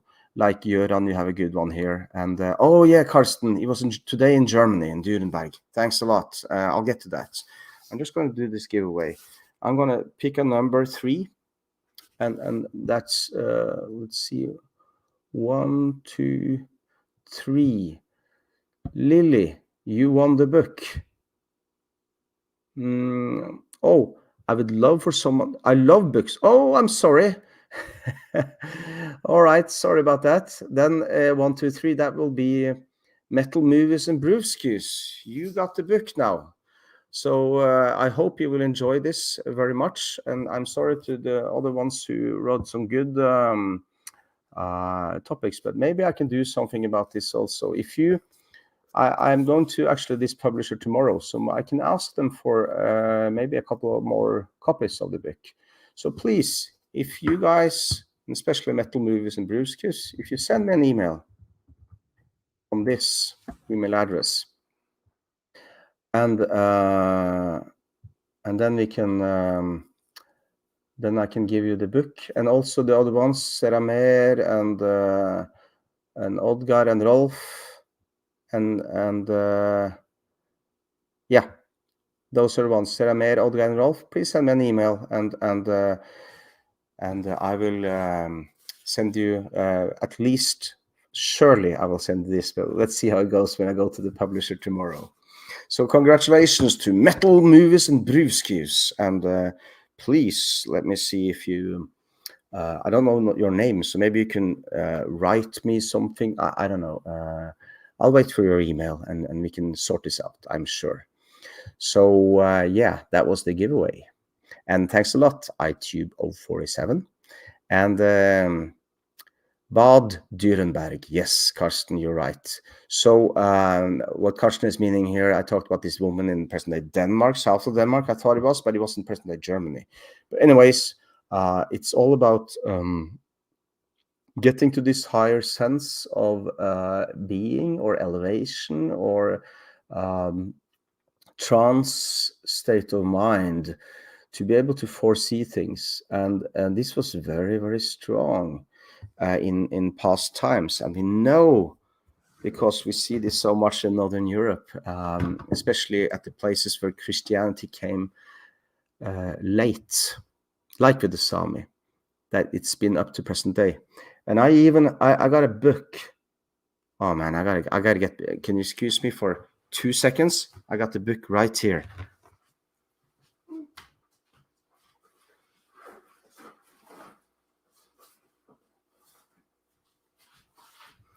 Look at this. Look at this. This is a book I bought. This is written down in the 18th century, where my mother is from, which is now considered to be a Bible belt in southern Sunnmøre. It's called, as you can see here, Rune Trolldom and Ringstav, which is sort of stave they had to use. Oh, I can't burn this book, by the way, but it's so fascinating. This is even in the 18th, early 18th century. They even then had people who were able to heal people with this ancient troll rundom. I mean, it survived even in the Bible Belt, where they used to burn people in the 17th century as witches. Very close to my mother's family farm, by the way. So it's really amazing. It survived for so long time, and I think it's got to do with people dying. Lots of people died, of course, in these bad times that we had during the 400-year night under the Danish, as we call it. But in any case, it's got to do with you needed people who were good at as midwives, as healers, and real healing, because they didn't have doctors, of course. So, of course, I think this is sort of like the root to this tradition having survived for such a long time. So I think that's interesting. And sweet, good. Yes, there we go. So I hope that's something that's really interesting, and I have to reveal something for you. I have also been reading about this a little bit also, and I see that when you talk about this genetic memory, I'm a little bit sturdy, as I wrote in a comment on my video on Friday. As a person, I'm a little bit rough, meaning I don't feel that much, I'm kind of, it takes a little bit to shake me, I guess, which means I don't have I'm not very, if you want to feel or have a longing for the past very much, and if you are very emotional as a person, which I guess not, in a sense, I'm very passionate, of course, but not in that sense. I can't feel myself to feel my DNA or my genetic memory, and I've been so pragmatic also in my life. But there are things I really can't explain. And as I say in the video on Friday, when I feel the cold coming, I feel so secure. It's very, very special to me. Also, when I'm sailing, especially on a wooden sailing boat, or at least a sailing boat, and I've been in like in the Orkney Isles. We came out for some bad weather, and the waves going up like this. Also in Boknafjorden in Norway, I've done that, and across the Atlantic and in the Mediterranean. But the thing is, sometimes when it's really, really shaking, where you got to steer up and down the waves just to keep. I mean, you're so in touch with nature that you're one with nature. You know, it's on your fingertips. It's electric, and that's when I feel so alive. I feel so connected with everything, and it's just a crazy, crazy, crazy feeling. And for me, that is. I then it's almost like a trance mode, because you can't think, right? If you think, you die, sort of, right? And Leif Arne, thanks a lot. I really enjoy that. And for me, I've had that same feeling a few times in my life, because when I was 25 years old, I traveled around the world for 2 years. I worked really hard as a broker. I was an economist financially. Well, but anyway, I earned some money, so I was able to travel a lot. And I wanted to remove myself from the concept of security and safety. So I went to a lot of places, and I lived in Brazil, and I was out in. Suddenly, I was in a knife fight in the Caribbean. I was on the white guy in a really, really, really shady area, but there was one time in Brazil, on this small island outside of Salvador in Bahia, Itaperica, I think the island is called, and I stayed at this really slow place. The whole island was slow. But I was with this really nice Brazilian guy and an Italian guy. Small people, but cool, really nice people, you know. And so we enjoyed ourselves in this really slow island. But then we took a cab, I remember, one time, because we were going into Salvador in Bahia for carnival or whatever, something. And suddenly, I mean, this is the time when all the drivers of cabs, they have these big cars, vans, and there are always two in the front, because they're sort of like connected, right? So it's a little bit shady, I guess, the business. And while we're waiting in a really calm square, no cars, no asphalt even, suddenly I see from the blink of my eye on the side here, a guy is running with a machete, aiming for not the driver, but the car in the guy in the driving in the passenger seat, who has his window open, and he's aiming, and in swing, he's trying to chop his head. And I'm seeing this, wow, right past me, you know. And the guy is seeing it also, and he's hearing it, so he escapes barely, you know. It's crazy. And a fight happened, and we stayed in the car. This small kid who was in the cab also wanted to run out, but we said, "Hey, no, stay here, pare." And you know, I had this, something clicked inside of me. I mean, really, I mean, something connected, in a sense, inside of me. I had to restrain myself greatly from walking out and taking away his machete in whatever way. I mean, I felt, I was filled with adrenaline, of course, but I had this, I mean, it was really difficult not to go out and just take it away from him. Of course, I didn't do that, but wow, that was, yeah, I've had some of these small situations that have made me think, what was that? You know, what was that? And have you, any one of you had experiences like that, where you sort of go into it's almost like a trance state of mind, but it's a special kind of mode, you know, warrior mode or something like that, in a situation, and just act without thinking, you know? It's interesting when you think about genetic memory, because, you know, personality, that's 50% DNA. All right, your genes, that's 50% is your personality. Height, how tall you are, that's 80% DNA. All right, and when you know that your DNA influences you so much in how you turn out in life and how you live, Of course, there could be something more there. That's what I'm thinking. So yeah, Seramer, you call this blodtåke, which means blood fog. That's a pretty cool Norwegian word, by the way. But it's a sort of survival mode, like Remy is saying here now, that kicks in and you go with the flow. Act about thinking and regulate it later, of course, yes. But you know, I mean, it was something truly unique, like you say here, like an inner warrior or something like that, you know. So that's yeah, it's all these things, like me being in nature or sailing or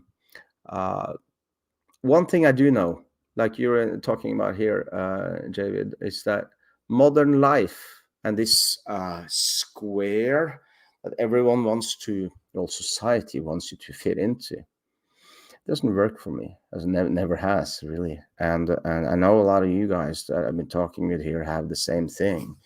So that's also something to think of. Yeah. Oh, that's cool that you have a kurgan or a burial mound on your farm. And the only way to do that, ITube 047, is to do an excavation, right? And we can do some DNA, or we can do some isotope analysis of the teeth. We can see where they were born. Life, you had, yeah. Thanks a lot for the super sticker. And let's see.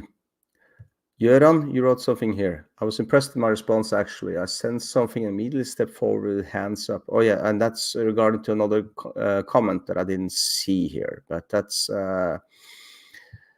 something to think of. And in the comments, I wanted to do one more comment here before I take the night. Wayne, I wish I could see you here. You have genetic memory for Irish whiskey. Yeah, figures.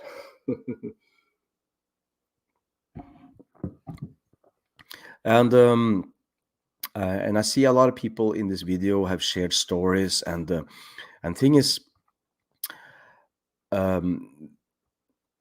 if you check out the video on Friday, I'm reading the comments here now, but I've read and I've replied to a lot of them. A lot of people feel that when they travel out, like the Rurik project I see here, to come into some surroundings that sort of like it's something special, something resonates inside of you. Oh my, that's something unique and special. And I mean, maybe you have visions, maybe you have synesthesia like I do, or you have lucid dreaming like I do. and so it can be really weird, especially if you have 1,000 thoughts in your head at any point of time like I do, which is quite yeah, it's interesting to think of these things. Though, mind you, I'm a very pragmatic type of, and a little bit sturdy, I guess, kind of guy. So this is a little bit unusual for me. But when I look at the research, and especially this one study which I talk about in the video on this past Friday, and you see how certain DNA types, or not types, but some genes can lie dormant when you move out of Scandinavia, for example, like the Germanic tribes, and you come to a different environment. And in this paper, it's a recent paper, they see that a lot of the same DNA you can find in people in Africa and on the same latitude in America, but you don't find it in between. So what happened? Did it travel over 7,000 years ago or something like that? Like a Netflix series, or it's called continuation. Was it? I can't remember from the video. I think it was continuation, but it's in the video on Friday. And it turns out you can have a lot of genes, a lot of DNA that's just goes dormant if you go out of your territory, like loving the cold, and then you move to Spain where it's not that much cold compared to here, or the darkness, and then 1,000 years later your offspring has that, they have that that DNA, and if they move back to Norway, that DNA turns on like a switch, and you can still find it. And that's it's really amazing to think of, won't you say? I think so. But yeah, and lucid dreaming, Göran, is very difficult. I agree. And Jeval, yeah, deja vu, absolutely, kind of. I don't want to go all Matrix with you, but that Matrix is a pretty good movie. But it's based on the ancient Greeks who had a concept of this also. Do we exist inside the cave? But if the sun shines in, is there something outside? That was a very easy way to explain it. But, Alexander, you have the same way about mountains. The earth massive beneath your feet. It's difficult to describe. And that's my point. This is really difficult to describe, because once you start describing it, you limit. There are limitations by using words to describe things like this. It's difficult. It's very difficult. And familiarity in places, situations we have not been before. Yeah. And we see that with animals also. So why shouldn't humans have this? Karsten, you said a memory of like to drink Friesengeist and a good smoky Lafroy too. Absolutely. Oh man, I sailed down to Isle of Skye. That was great, yeah. So can you activate this? Is there a way? Because what I'm really talking about here now is instinct, in a sense, or some power. We call it in Norwegian urkraft. Kraft being power, and ur being something really old inside of you. Can you ignite it? Can you connect to it in certain ways? Do you have some suggestions for that? I'd like to hear that, because I'm interested in this, because it's got to do with the research I'm doing also, and yeah. And Freeman Renz, that lucid dreaming thing is really, really crazy. And I'll tell you, it's especially crazy if you have, when you're sick and have a fever, and if you have these fever dreams, then the lucid dreaming is like tripping, man. I used to have this. Oh yeah, I've had so much. I won't go there, but I mean, it's just really crazy. But lucid dreaming in general is, if you're in a dream and you don't like the way the dream is going, you can just talk to the dream and change the dream. You can say, "Hey, it's my dream. I decide my dream," and then suddenly it goes a new way. That's the way it works for me anyway. So you can just and you can continue on dreaming. You can merge dreams together, and just amazing stories. It's so alive. Even it's like. Beats any movie, that's for sure. It's crazy. And connect that with synesthesia, it's a little bit strange also, but that's another story. So that's cool. Yeah. And Göran, you're asking here, do you feel connection, genetic memory while visiting Bygdeborg? Something special about it, especially in Yule. I've been thinking, but I'm not sure. I'm wondering, because I visit, he's talking about, Göran here is talking about hill forts that we have a lot of in Scandinavia and many other places, of course, but it's a place of protection, of course. But I'm not sure. And to be frankly, I think you need to there we go. Frankly, I think you need to experience something more than just a few hundred years. I mean, like we talk about in Norway and Sweden, we are a little bit, we're very, very good on collaborating. So much that it's stupid sometimes, especially among Swedes. They have to talk about everything all the time before moving onwards, before a decision is being made. And in Norway, we everyone needs to go in line and be the same, because if one acts out of order, sticks his head out, he must die, because everyone can die because of that one person. That's, of course, our 9,000 years of living more or less alone, really, really far north, which I talk about in the Stone Age video about 6 weeks back. So I think that's something that we can resonate with. It crashes very much with the warrior mentality of the Yamnaya. For example, it's really interesting, that thing that went on in the Bronze Age. That's what I read from, really. And Alexander, you feel strength is flowing into you, like through your feet when you're in the mountains. And even though the mountain can be dangerous and unforgiving, and Norwegians, we love mountains, just crazy with nature. And if you look at that map, maybe I can show you even for those of you who haven't seen this.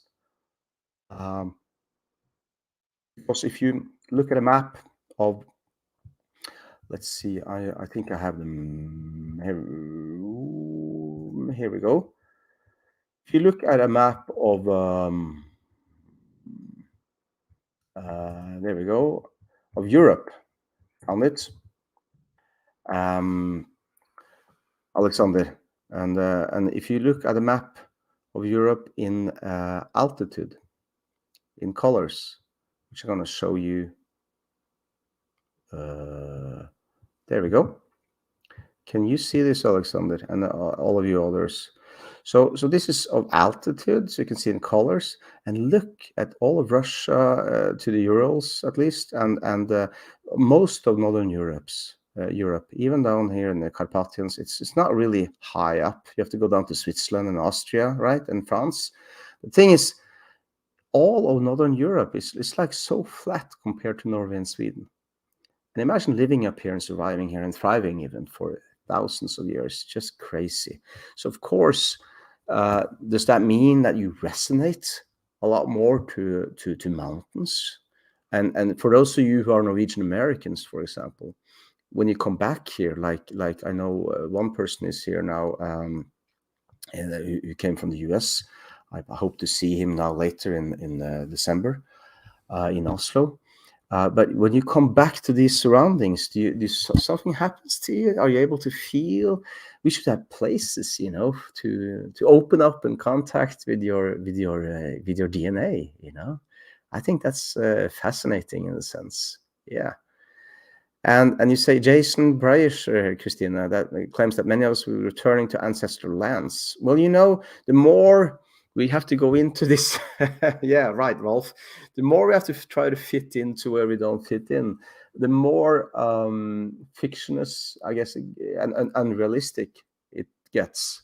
You know, especially with all this woke thing that's going on now, and it's really not natural in any kind of sense. And to me, that's not like taking a pill, but that's like my first video on this channel a little more than 2 years ago, or was it 3? I don't know actually. When things get just too messed up in daily life, we just head out into the nature and seek the solitude there. And that's, to me, that's strength. Absolutely. As you say, Rolf, home in the woods and in the mountains and in the snow. Yeah. And did Tolkien did that really, Sarabeh? Did he do read when he wrote Lord of the Rings, just like the guy who wrote Dune with mushrooms? I mean, for anyone who hasn't read more than the first book of Dune, read the next 2. I mean, it's just it's really crazy and funny. Hey, good to see you, Monkoko64. Nice to see you here again. I'm glad you were able to join us. We don't have that much late of this live stream, but anyway. Yggdrasil, it's like a rage that overrides all fear. Exactly.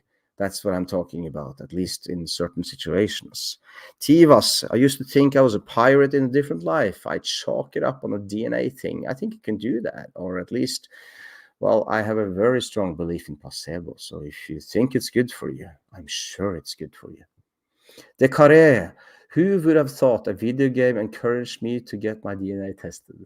Really? Oh, that's cool. What kind of video game, De Carré? Can you tell us about that? And Bruce, you have 45% hunter-gatherer, really, and 40% farmer. And well, where's your Indo-European DNA, the warrior? That's interesting. And then I'm very curious to which hunter-gatherer DNA you're talking about. Is it Scandinavian? That would have been cool. Most Norwegian people, and well, especially Swedes, have about 50% hunter-gatherer in their autosomal DNA, according to family tree DNA. Present day Scandinavians. So and Norwegians and Danish are not that far back.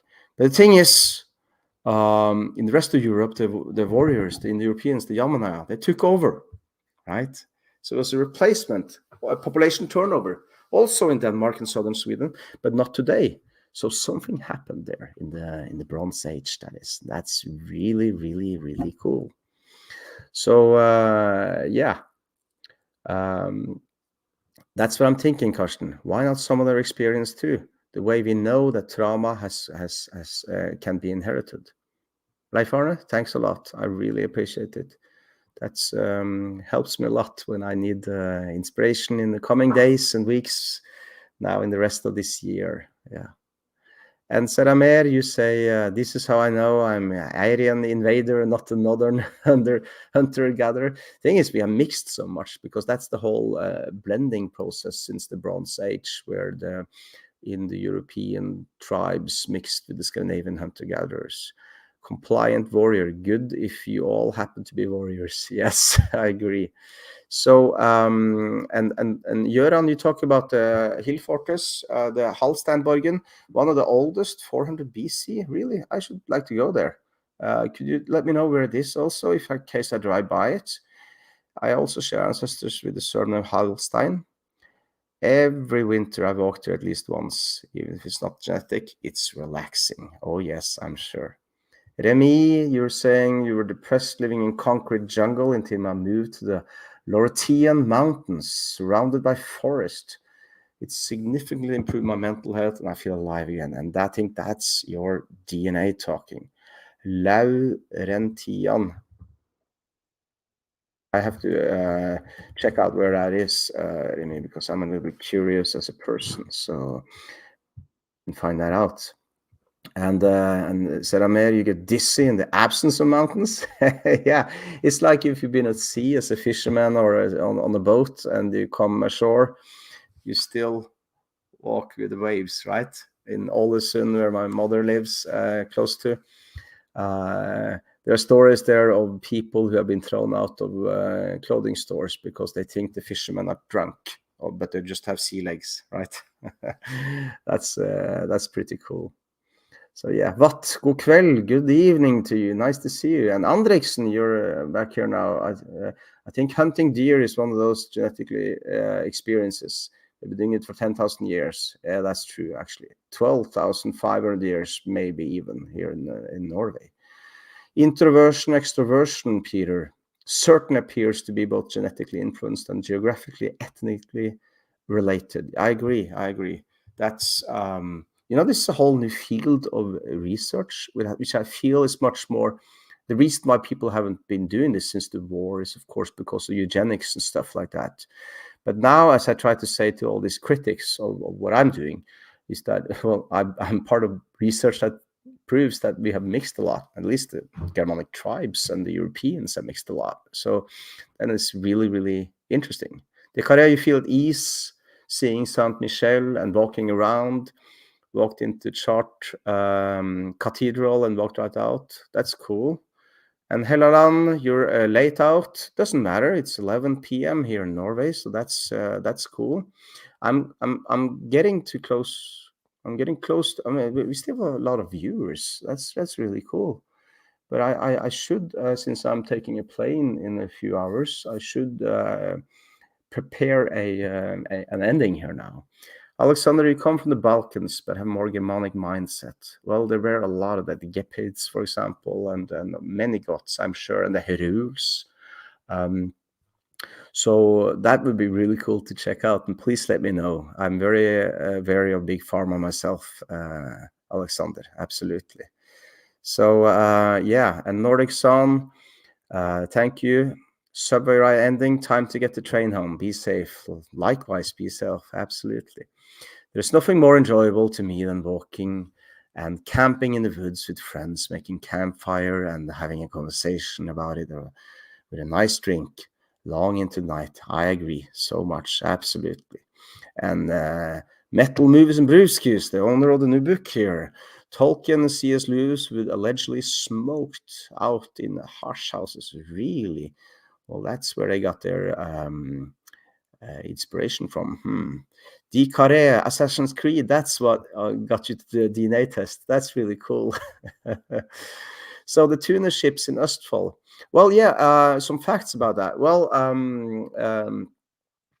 thing is, we don't know that much about the ship because so little of it is preserved, and it's not that far ago that it was excavated. So I'm waiting for some new research to come out on that, Helleland. But I do know that Østfold traditionally has been thought of as not a very important place in the Viking Age, but this is maybe about to change. So maybe that, yeah, that's cool. And going on about genetic memory, Rolf, if we eat from the land, drink from the land, would not DNA be part of that land? Oh, and another thing, Rolf, you know, up until recent times, I talked with the philosopher Arne Næss, Norwegian philosopher. He was a good friend for the last 7 years of his life. Inspired me greatly. But we talked about what happens when we die, and especially in the past times. Because if you died, you would go in the ground, of course, and you go into a food chain with from bacteria and going up, and eventually your energy or parts of you, who if it has matter, it has energy, right, are eaten by cows, for example, or turns into grass, and the milk that you get from over by the church there, where your grandparents or grandmother just was buried. It's a transformation, maybe, but it's, you know, it's energy in a sense, and so it's sort of like a brotherhood of all life going in this circle, and then you can ask yourself, Rolf, is some energy, some matter, is it does it exist a thing like good energy and bad energy? I think it does, you know. And bacteria, which is more than 50, maybe 60% of us in terms of biology, do they have a say, you know, in what is good energy and not? So yeah, I'd like to take that even further. Levanger, good to know. Then I will have to check that out. I have a friend in Levanger. And you know, to barbecue the cold and rain, really, that's pretty cool. Yeah. Oddguide, thanks a lot for your donation here, and I really appreciate it, and it's very helpful to me. By the way, it's not easy being cancelled, mind you. And Chris, yes, I'm still here. I thought you thought I was leaving. Well, no, I'm about to, but not yet. It's so nice to have a lot of viewers here and to talk with them. And also I'm getting super stickers here from Yggdrasil. It's kind of cool name because sill is a fish. So yeah, and that kind of makes me go into a trance. What we are seeing here now. Okay, I'll get out of it.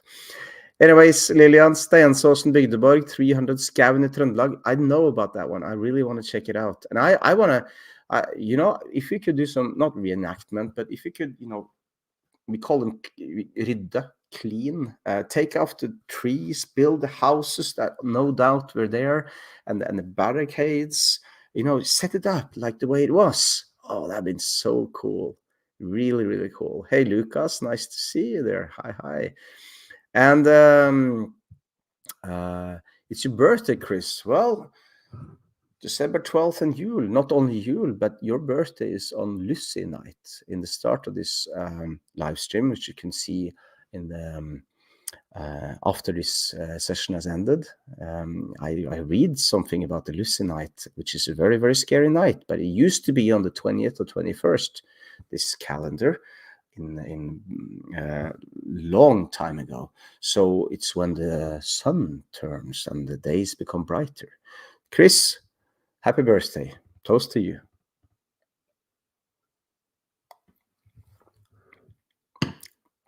And death to all animals. Yes. That's great. So let's see now.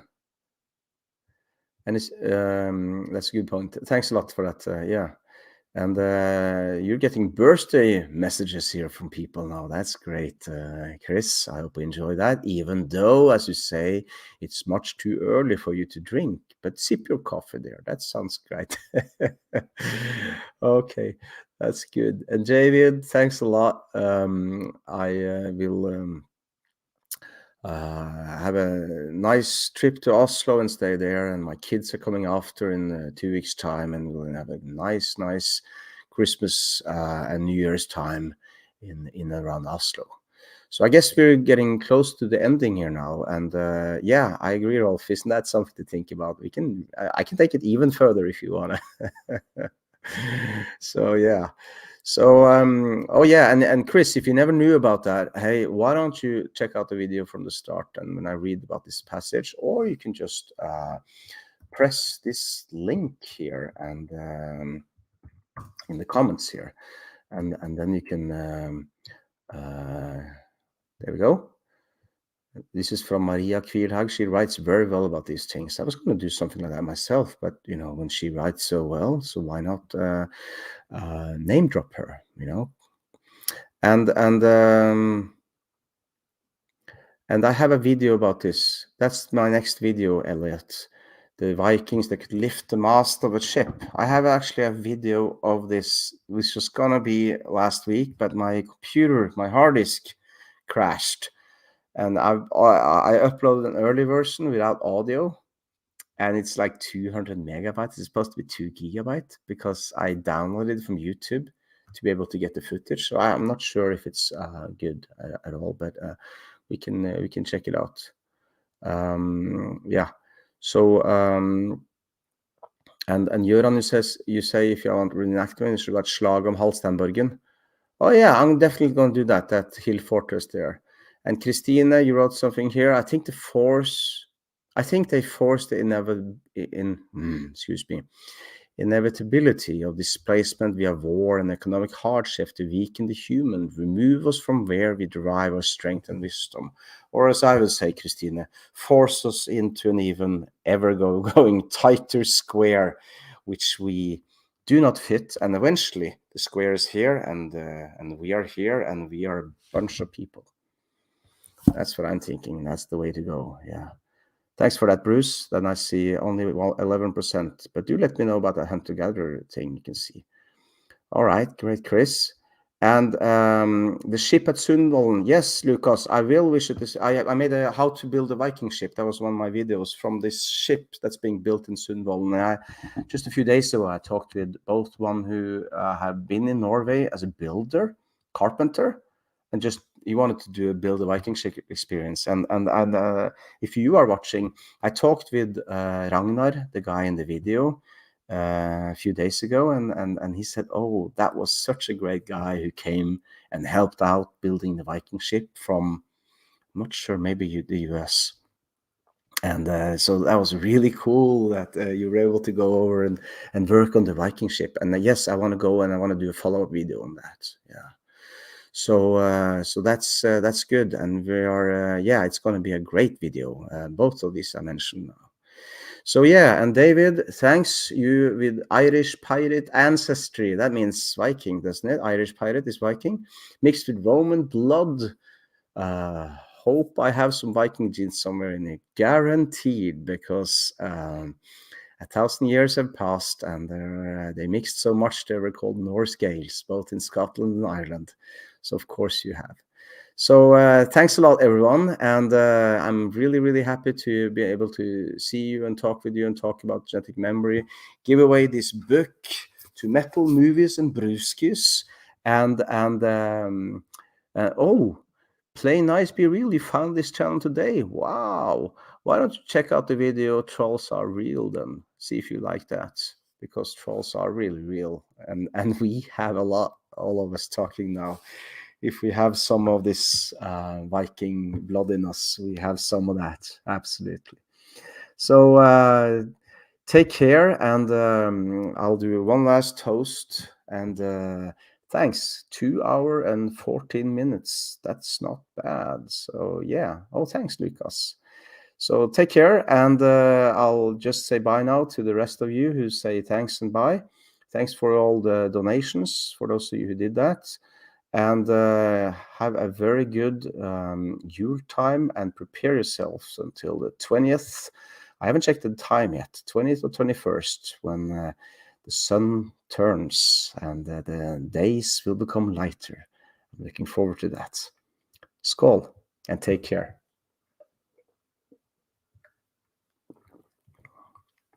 And I'm not exactly sure how I will remove myself here. I'm going to try that. Oh, so many people write good, go Yule and take care. All back to you. Thank you very much.